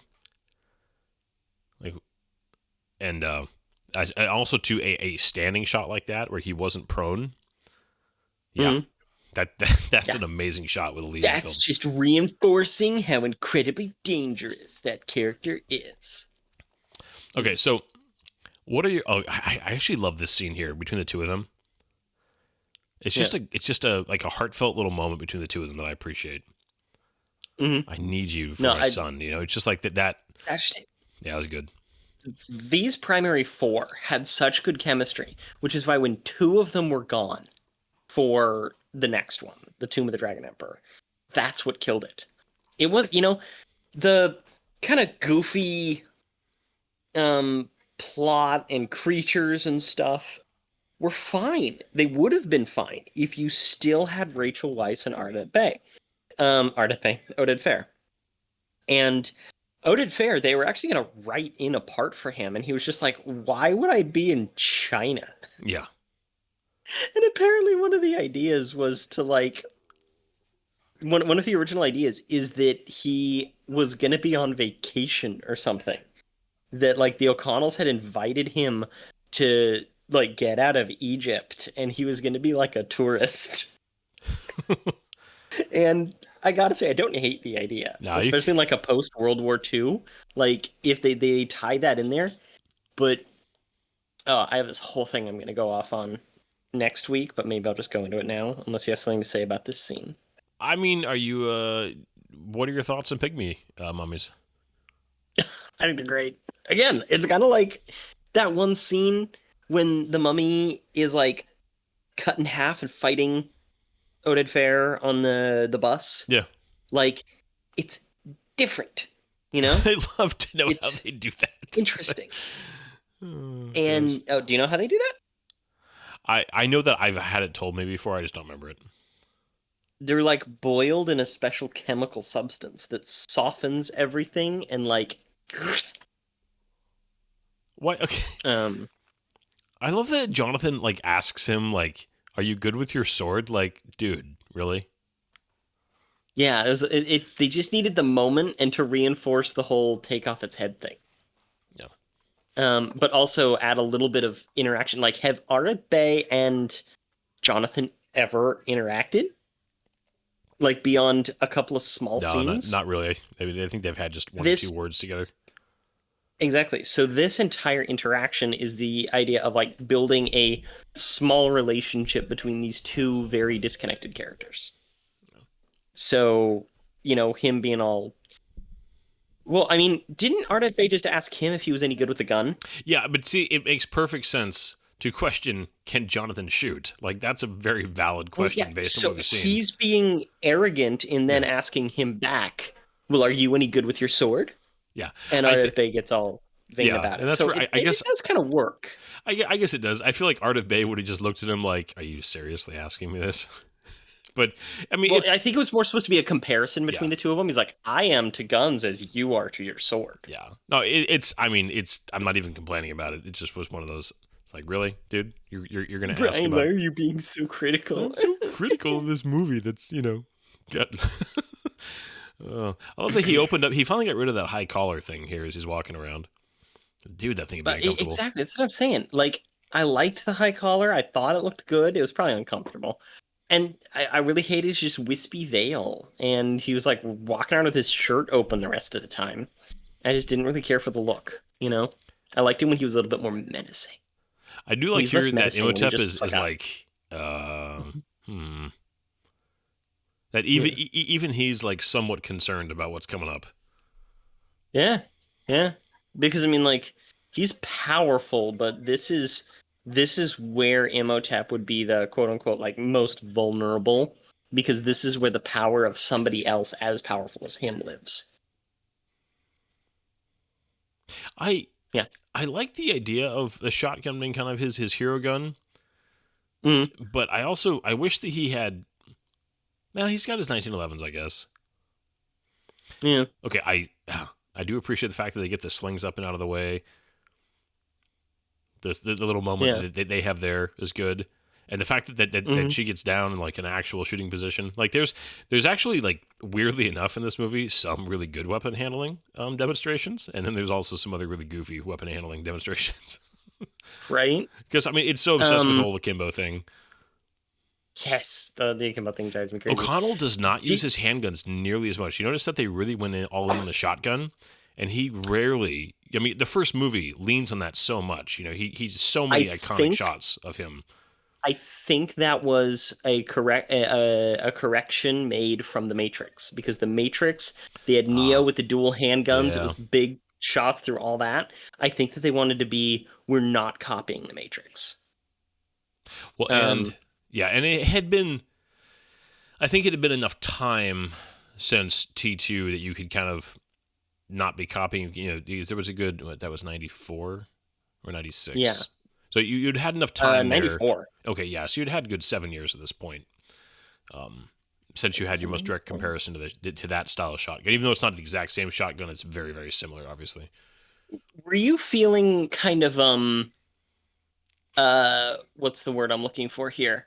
Jurassic Park: The Lost World. Oh yeah, 100% vibes, because that was the best scene in that movie, and I think that they're just like, hey, we're just gonna homage that. Yeah.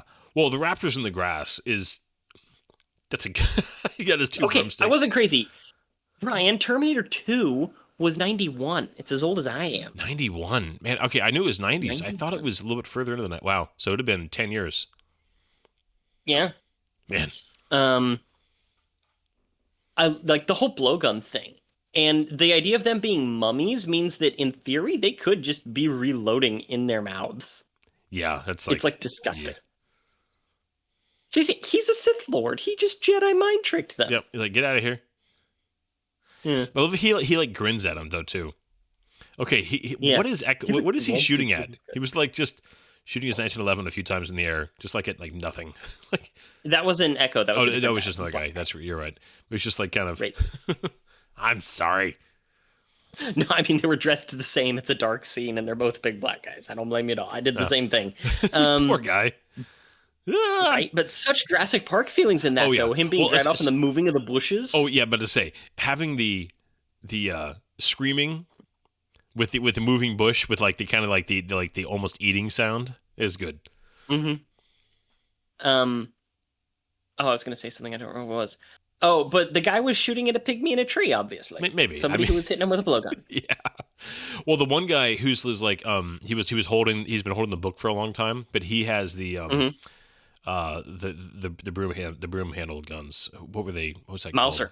Mauser broom handle. Yeah, he had two of them. He pulled out two of them, and lucky that you got your shotgun, and there's only two pygmies, right? And you had two shots, so it worked out. Exactly. If there's a third one, you would just have to use the barrel. Got another little rematch here. Well, I mean, isn't this where they kill him? Oh yeah, but it's like it's a nice. Oh man, this I always loved this where the pygmies like run across their heads. Yeah, these are like stepping stones. Yeah, it's like God being stuck in mud. And they stop and like that would be such a horrible fate. Yeah, where they sit here. Oh finish man, him. Oh it's so just like what a way to die. Yeah, this is also though a very well choreographed fight. I feel like these two actors you can tell put in the time. And it doesn't have like tons of quick cuts. Like it cuts away during like the harder hits, as you just kind of have to in some of these movies. But it lingers on some shots long enough that I don't feel at all bad. You know? Yeah. But the Foley artists on these did a good job selling the hits because that's a big part of it. Yeah. See, that's the same guy actually, but they switched his gun. Yeah. You notice that he suddenly has a, I think that was a Colt when he had been fighting, well, actually a different Colt. Because he had this Browning High Power, I think. I don't think it was actually a 1911. I think it was a Browning High Power. But then it suddenly switches to like a Swith and Messon. The two of you must sacrifice yourself for me. Just like you will be rewarded in heaven. One of these guys like, are you serious? Say to each other sometimes. Like, heck no, we're out of here. It's my sister and I. But this scene, like the stabs, like that's like one of the most brutal scenes in the movie. Yeah, because there's no blood, but they're not holding back. That these guys are just getting like a freaking Zuni doll. Did you ever see the Trilogy of Terror? Just the local natives. Sorry. But did you ever see the Trilogy of Terror? No. It was this old like 1960s thing that they would show on TV that my mom liked. She showed it to us a couple times. And one of those was a short that was kind of Twilight Zone-y about this woman who got this little doll that was called the Zuni doll. It was this little like African idol that had this little knife.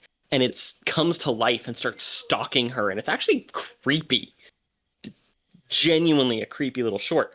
And straight up, these pygmies were inspired by the Zuni doll episode from the Trilogy of Terror.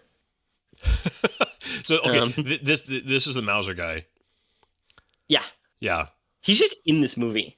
Yeah, he's like he's just kind of there. This is hilarious. just pulling this stuff out of his butt. Right? Well, I mean, like, I feel like he thinks that he's right, you know? Oh, man. Just like yells at this pygmy. This poor guy, right? Just like sitting here with like a spear in him. Well, there's a very brief scene where he just like looks over at him, yeah. and it's like small, and in the background it's this look of betrayal that's so good. But man, most people wouldn't have seen it at all, you know? Also, we're going back to him using dynamite like in the first one. I thought that was a really good callback. Just a little something in case of emergency. With the candle. They're like, yeah, like terrible special effects, but I also love it at the same time with them like fighting over it and the explosion. Yeah, and the fact that the tree looks like it was cut in half with a lightsaber, just doesn't help. Yeah, I mean, it looked like a cigar, Yeah, and I just thought that it was. I also thought that it was a good way of being able to cut off the heroes from the pygmies. It's like, okay, that's why they're not being murdered right now. Yeah. You know? Yeah, because if they had just been your two choices were either something like that or having the pygmies not be able to enter the pyramid, and so you just had to get to the pyramid. And having a little comedy bit right there, it works. And then here having the line behind him, the sunlight, I mean, it says, it's a good little tension moment here of just when he goes and just launches himself in here. Yeah, I actually remember thinking about just like, it was exaggerated, of course, very exaggerated. But I remember as a kid thinking, the sun doesn't rise in that clean of a line, you know? No. And now it's just like, if you have like the perfect cliff formation, maybe it would look like that for a little bit, but not for a long time. I was just up at the Bear River here in California a little while ago. Bit of a drive, but some really good hiking up there at Bear River. And it was one of those things where I could just see the line of sunlight coming right at me as it was cresting one of the peaks up there. It was great. Okay, what do you think about this coming up? Just this like subplot of okay, as a rule, I hate it whenever a character is killed and brought back in the same movie. I do not like it when that happens. Pretty much ever. So this is one of the times when I don't hate it, except for the death scene. The overacting is a little much, but what this does is it removes Rachel Weisz's character. It also creates a reason for him to be going after the book. It ups the stakes. It fits with what was established in the first movie. It also allows for that callback with the Beanstalk, the Metaphys. Yeah. I was fine with it.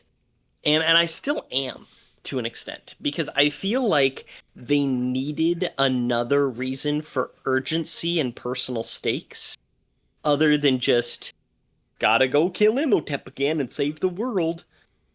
Honestly, I almost feel like they should have killed the kid, but I feel like they couldn't get away with that. Yeah. And have the parents go like full vengeance. Well, they could have on the bad guys, you know? I think that they could have just kept the kid captured in the temple. That they just could have tweaked the story to keep the kid in the temple somewhere with the bracelet still on, so they're still after their son somehow. I just it's no, I don't think it would have worked. I think that the addition of Rick's rage genuinely adds something to this movie. That it's the need to get the black book. It adds a tension and an extra dynamic to the end of this movie, while also getting rid of a character who is otherwise superfluous during this period of the movie. I think it works. Yeah.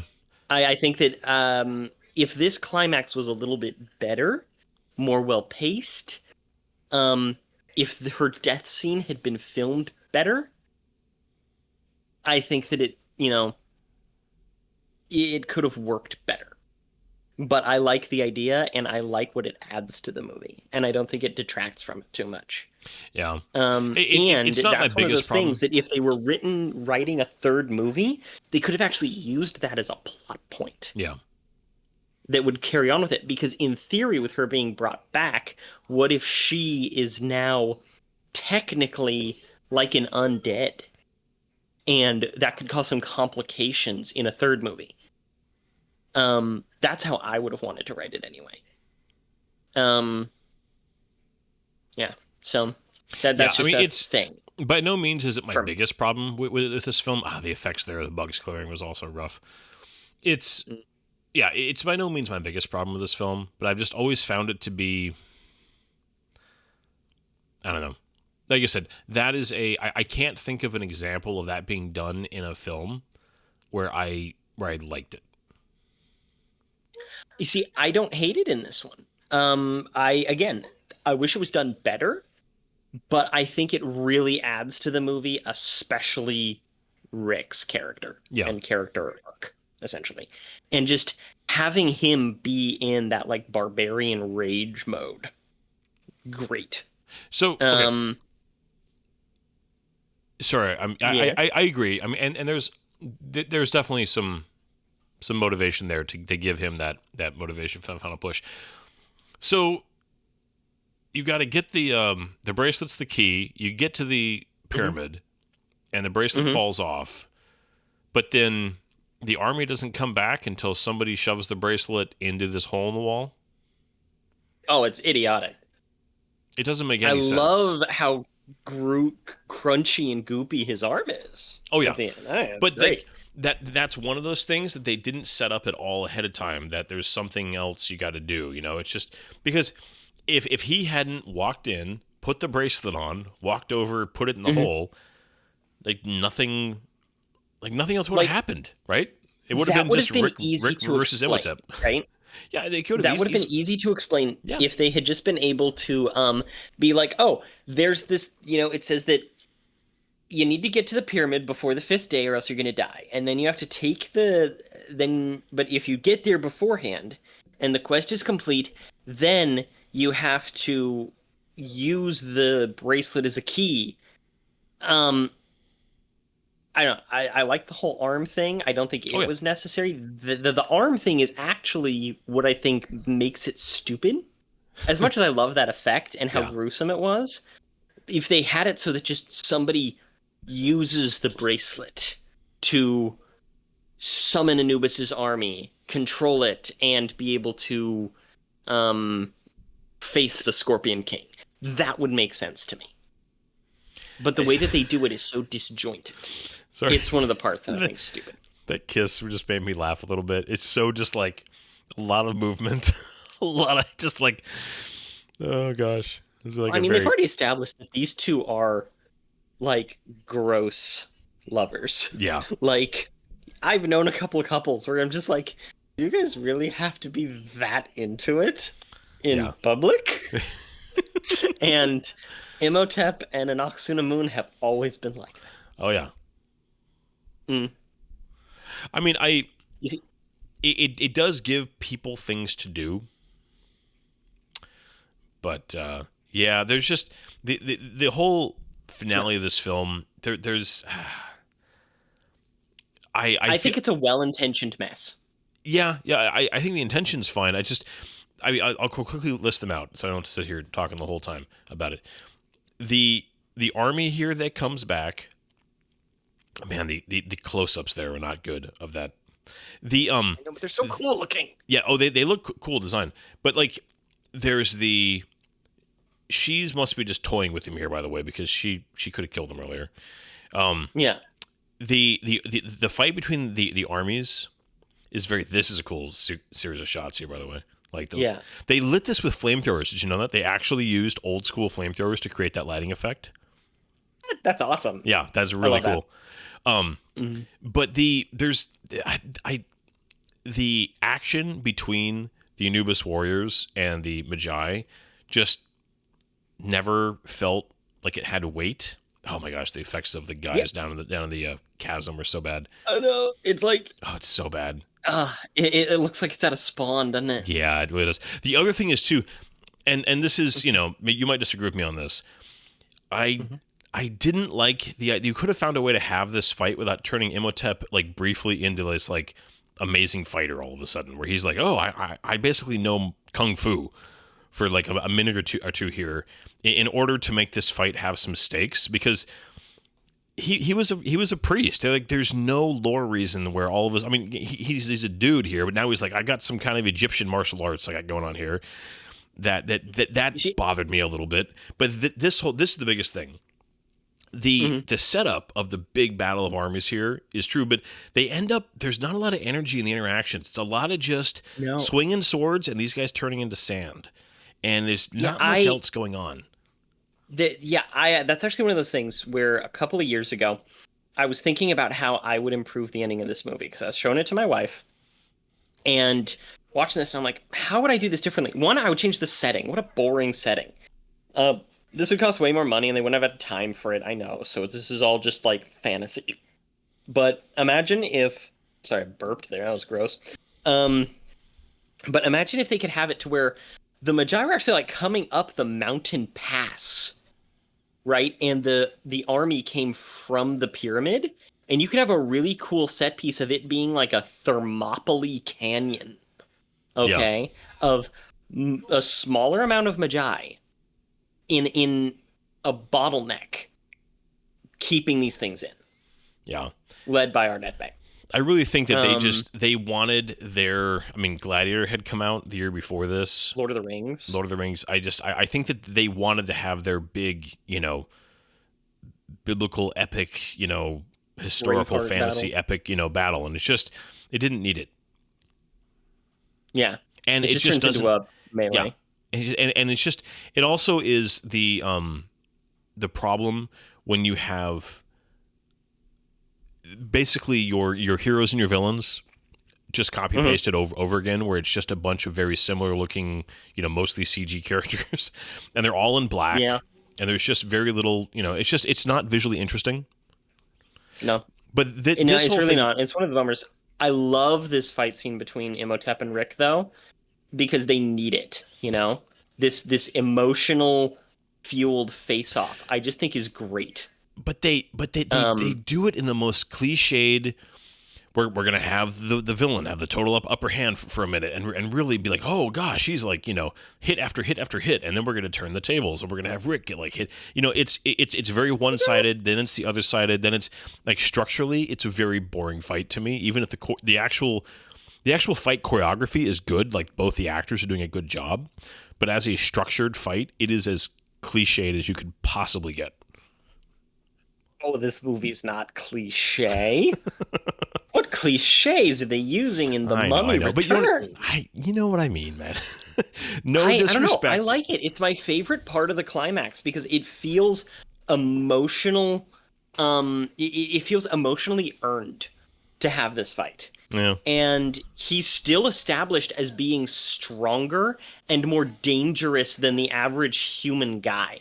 They have that moment where he like tries to use his Jedi powers and stuff like moves. Makes him wiggle. So he's still got presence. He's still got power. Yeah. But so that makes him more powerful than Rick, but Rick is the more skilled combatant. Well, see, so that's how I always thought of it. But I would have liked that then, a difference of style, because they both are, see, like right here, they're just kind of backing up. They're not really fighting. It's just very boring.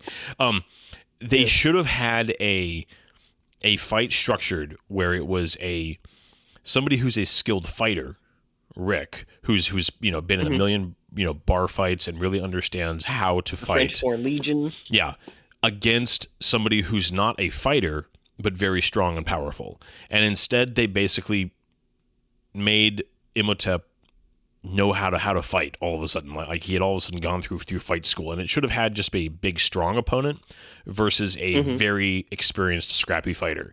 And instead, well, I mean, earlier in the movie, they straight up said that Imhotep helped train the girls. Yeah. Like during that flashback. I must have missed that. Oh, here it is. Oh, so PS2 graphics it's rock. so bad. Oh, it's so bad, but I love it. But it's I mean, so bad at the same time. So I just last weekend. They even get his eyebrow. Yeah, last weekend I rewatched for the first time in years Toy Story 2. And Toy Story 2's toy characters had more character and detail in their face than The Rock does in this scene. Yeah. Such a coward. Well, because they didn't actually have The Rock at all during the scene, right? They only had him for the opening, and then he was doing WWE stuff, right? So this was all like they just had to animate it, right? Yeah, I think they had him do some very basic motion tracking for the face, but it was like ahead of time, and they used it for like other scenes that he filmed that were cut. I love this whole Scorpion Centaur thing, though. Like, genuinely love that. There's these creatures in Dungeons and Dragons that are like half human, half spider like that, or half elf, half spider, and they're creepy as hell. And I love it. It's just one of those things that I've always liked because it's really almost like body horror mixed with centaurs, mixed with bugs, and it's just gross and it's great. Yeah. This feels kind of gay. A little bit, but I do like this the headbutt here in a second right there. Just I appreciate like that's a little something new learned from Rick. I appreciated that. Yeah, and they really keep with her character just being kind of a coward in this movie. Yeah, and I don't know, I dig it. Oh, well, okay. So what do you think of this whole thing? He's just wandering around like my poor arm. I mean, what would you be doing at this point? I love that it gives them a chance to really show just how dangerous the Scorpion King is. Well, they have to give him one good kill, right? Because he honestly has just been kind of running around at this point. Yeah. that reaction from Imhotep.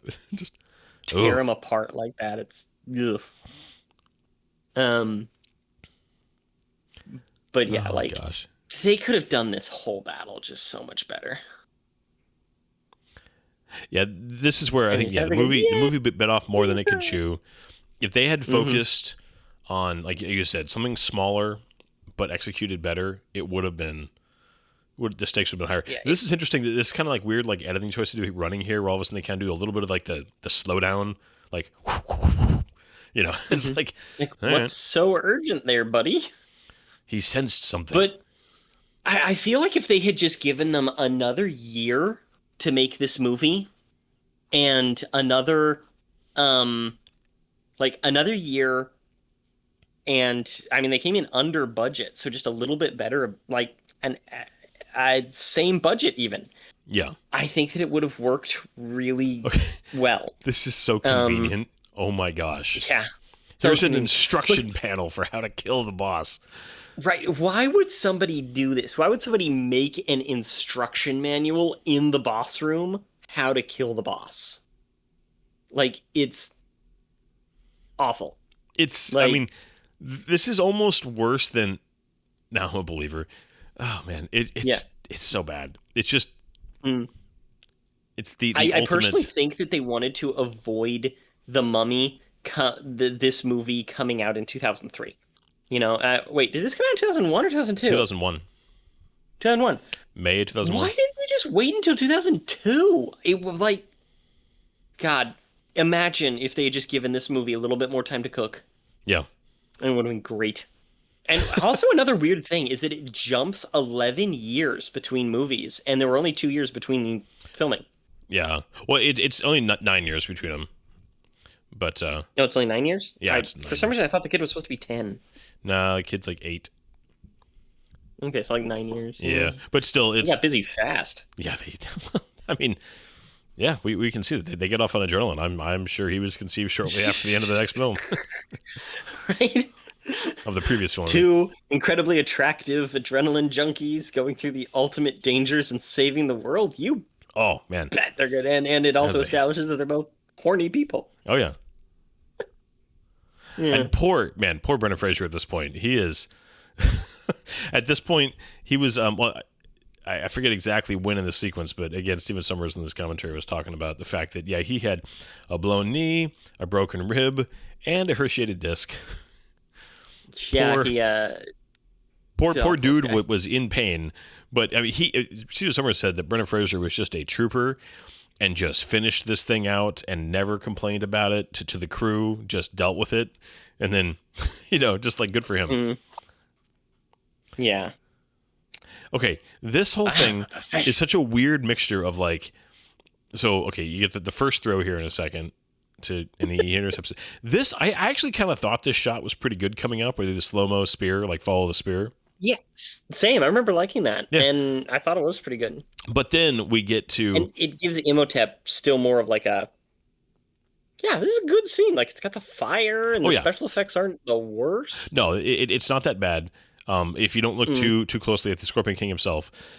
But O'Connell getting it right there.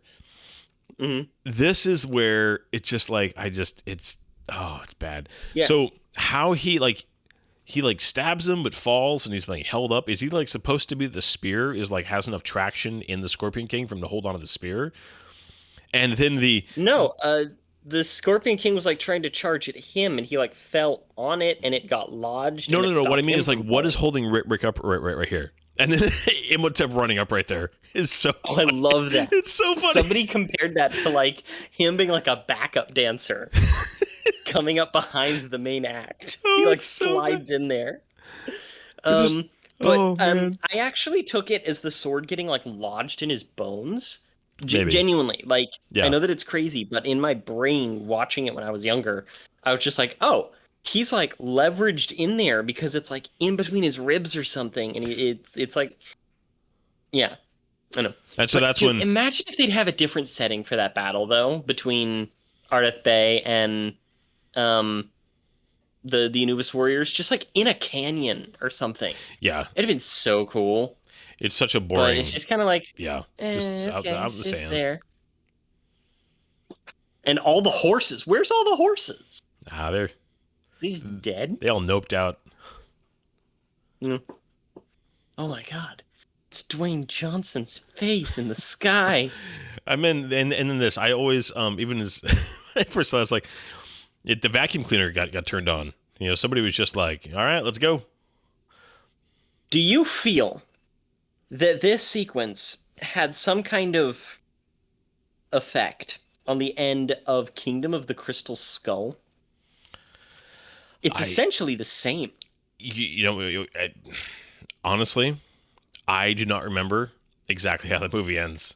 I saw that movie once in theaters, and I've never watched it again. And so I remember the I'm not going to aliens. say that it's good by any chance. But the more I saw it, the more I liked it. Yeah. There's things I appreciate about it. There's things I hate about it. I actually think like the bad effects bring it down more than the actual like story and even like acting and line choices. I think that it's better than people give it credit for without being able to say that it's actually a good movie. Yeah. I actually don't have like, I need to see it again. That's a film I definitely could not offer any kind of valid criticism on without watching it again, because every time it's one of those things where like every time I've thought about wanting to watch indie, I've watched one of the original three ever since then. So I own it. I literally have it on 4K because I got the set of the first four, but I haven't pulled it out again. I really love this scene where it's just like Evie goes to save him even if it's dangerous, and Noxuna Moon nopes out, and they don't actually defeat Imhotep. And you can see them actually feeling kind of sad for him. Yeah. Like this is how you make real quick pathos for a character, and I love it.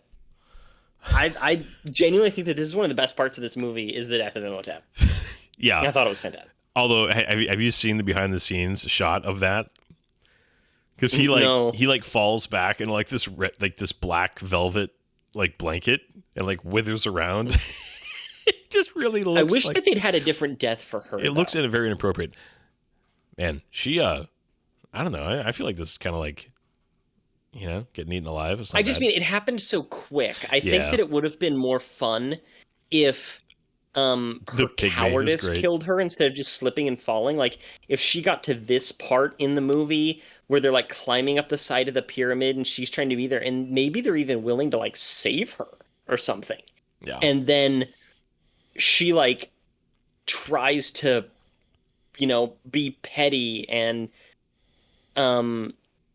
shove Evie off or something, and gets like kicked into the thing being sucked in. She gets torn to pieces. I don't know.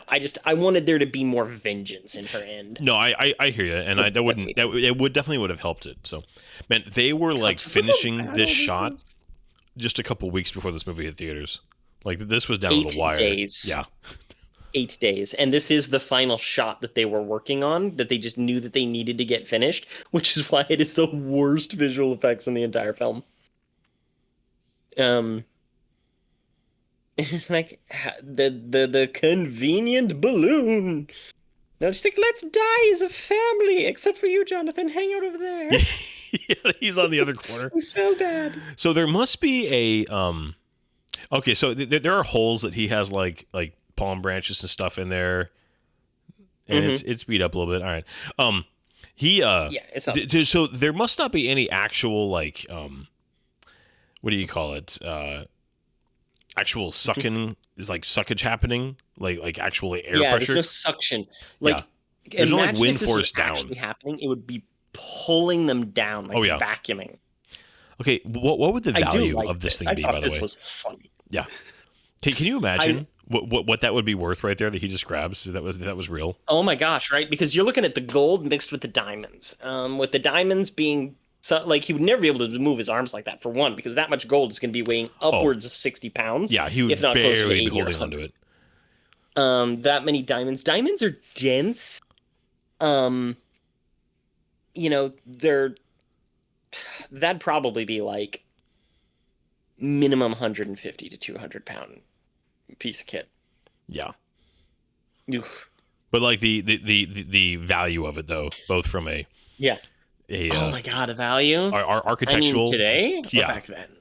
Oh, even back in the 1930s. I mean, back in the 1930s, just the materials, let alone the actual historical context of it. Oh yeah, I mean, priceless in terms of that. But I'm not even joking. If that was like modern, we're talking probably upwards of $50 million. Yeah, just for the materials. Yep. It'd probably be bought by some diamond company and stuck in a vault somewhere in order to raise the price of diamonds. Yep.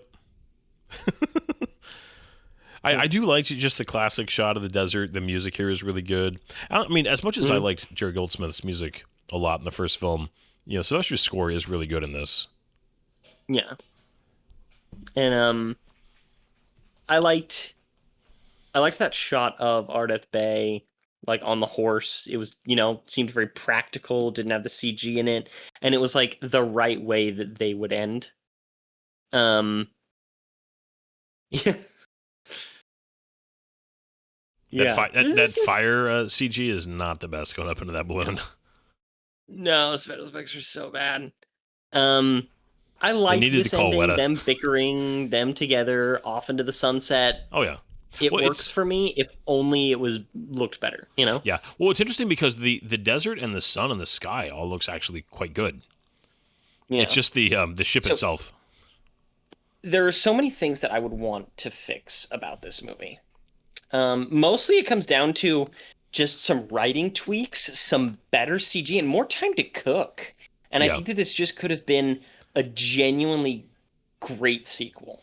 Well, it had everything that you need to be one of those sequels that, I mean, to join the ranks of your I mean, think about it. I think that Temple of Doom gets more flack than it deserves, but it is the weakest out of the original three. What's that? You don't think so? I don't like it.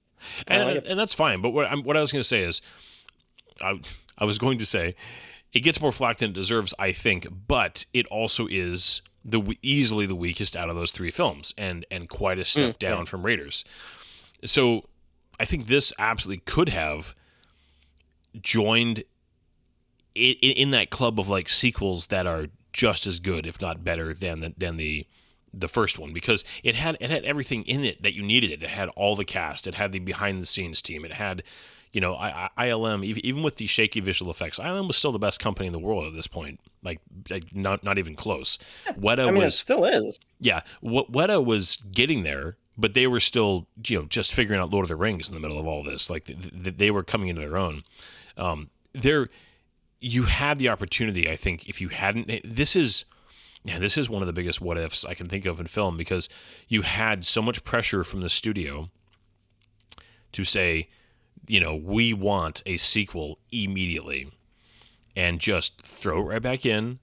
And I mean, in some ways, considering how little time they had, the fact that this is still as much fun to watch as it is pretty good, because by no means is this a movie I enjoy watching this film for all the problems. If you're like, hey, you want to watch Mummy Returns? I'm like, yeah, sure, let's throw it on. It's a good time. And right? It's definitely not a bad film. I think it's a film that has problems versus a bad film, if that makes sense. I can't call it a good film. I'm not saying it's a good film. It rests very much in the mediocre. It's a bad movie, but it's just not so bad it's the worst. I can think of so many movies that are worse than this. That's why I wouldn't call it a bad movie. I would call it a perfectly, a very mixed movie. I think that's the difference. I would call this a mixed film, not a bad film, because there are parts of it that I really enjoy. I mean, any movie that makes me laugh out loud more than once, it's going to be hard for me to kind of drag on. And when you have cast with that kind of chemistry and you have memorable moments, and, a bad movie, I won't rewatch a bad movie voluntarily unless I have a reason to. Like, I want to show it to somebody, or it's so bad that it's somehow entertaining. So to me, I would call this a mixed film. I would never call this a bad movie. I agree. Sorry, I know I'm arguing that hard, but like, I love so many of the ideas that they had, but I can't call it a good movie. No, it's not good. Like I said, I think that if they just had more time to cook, it would have been better. Where they really dropped the ball is with the third one. And yeah. Imagine this, okay? And I'm going to go into this more next week when we watch Tomb of the Dragon Emperor.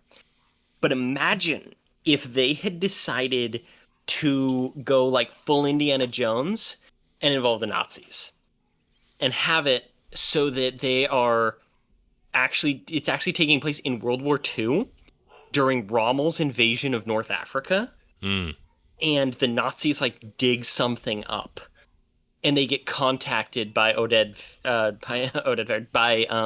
what's his face, and he's just like, they're looking for something, and it would ring very true to not ring very true, but it would be very similar even to Raiders of the Lost Ark, and that's probably why they didn't do it that way. Yeah. But I think that it would have been better if they just kind of embraced the genre that they're in, and been like, we're doing this, and have it be different enough, and make it so that the Nazis accidentally wake something up. That Arded Bay is like, you guys have to come help, and the army gets involved, and I don't know. I think it could have been super fun movie. I think that I totally understand the influence, the desire to kind of break out of Egypt and do, because I know they've been talking about, the fourth film, they had talked about going to like South Africa or South America or something like that, where they wanted. They actually had it planned as something like the Curse of the Incas or something. Yeah, but I think that this franchise should have just stayed in Egypt. They didn't have to keep doing Imhotep again. By no means do they have to revisit him, as much as I like Orlando a lot. But keeping it based in North Africa and or Egypt, I think Rise of the Aztec, it was called. I think that would have it's part of the character of these films, that geographical area is just kind of part of it, and keeping the characters and the actors specifically involved, and just this is definitely a film where I think if you had given them another year, I think if you had another good writer come in and help kind of refine the script a little bit, and given ILM a little more time on some of this stuff, I mean, I have no idea if they would have come up with like a masterpiece, but they could have easily fixed a lot of the issues with this film. And also, too, they could have taken this 4 out of 10, 5 out of 10 movie and bumped it up to like a 7 or 8 out of 10 next to the like 10 out of 10 that is the original. Yeah.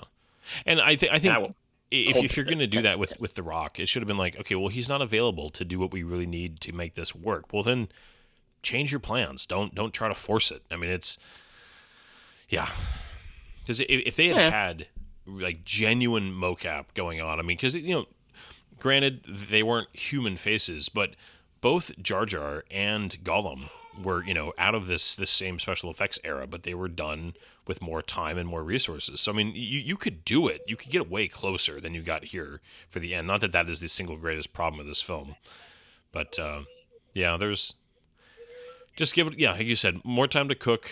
And I do think that having a second writer to come in and do another pass on the script would have helped. Having another voice in that conversation would have been important. Yeah. No, I agree. And I'm excited about next week because I haven't seen that movie in so long, and it's going to be interesting because it has some great stuff in it. I mean, how can you go wrong with Jet Li and Michelle Yeoh? Well, let's see. Yeah, but say you can. That's the answer. Yeah, 2001. Man, Football Yetis. Again, though, one that had interesting Yeti? Concepts to it. So No. the whole I think we should end this one out. It's been a little bit long. We went off on a little bit of a tangent. We started. So we'll go ahead and end this one. What do you think? Yeah. Well, we hope you guys will come back for the third and final of this trilogy. Indeed, part 4 of Mummy Month. All right. Catch you later. Good night, everybody. There's doors and corners, kid. If you don't clear the room, if you don't come in slow, that room will eat you.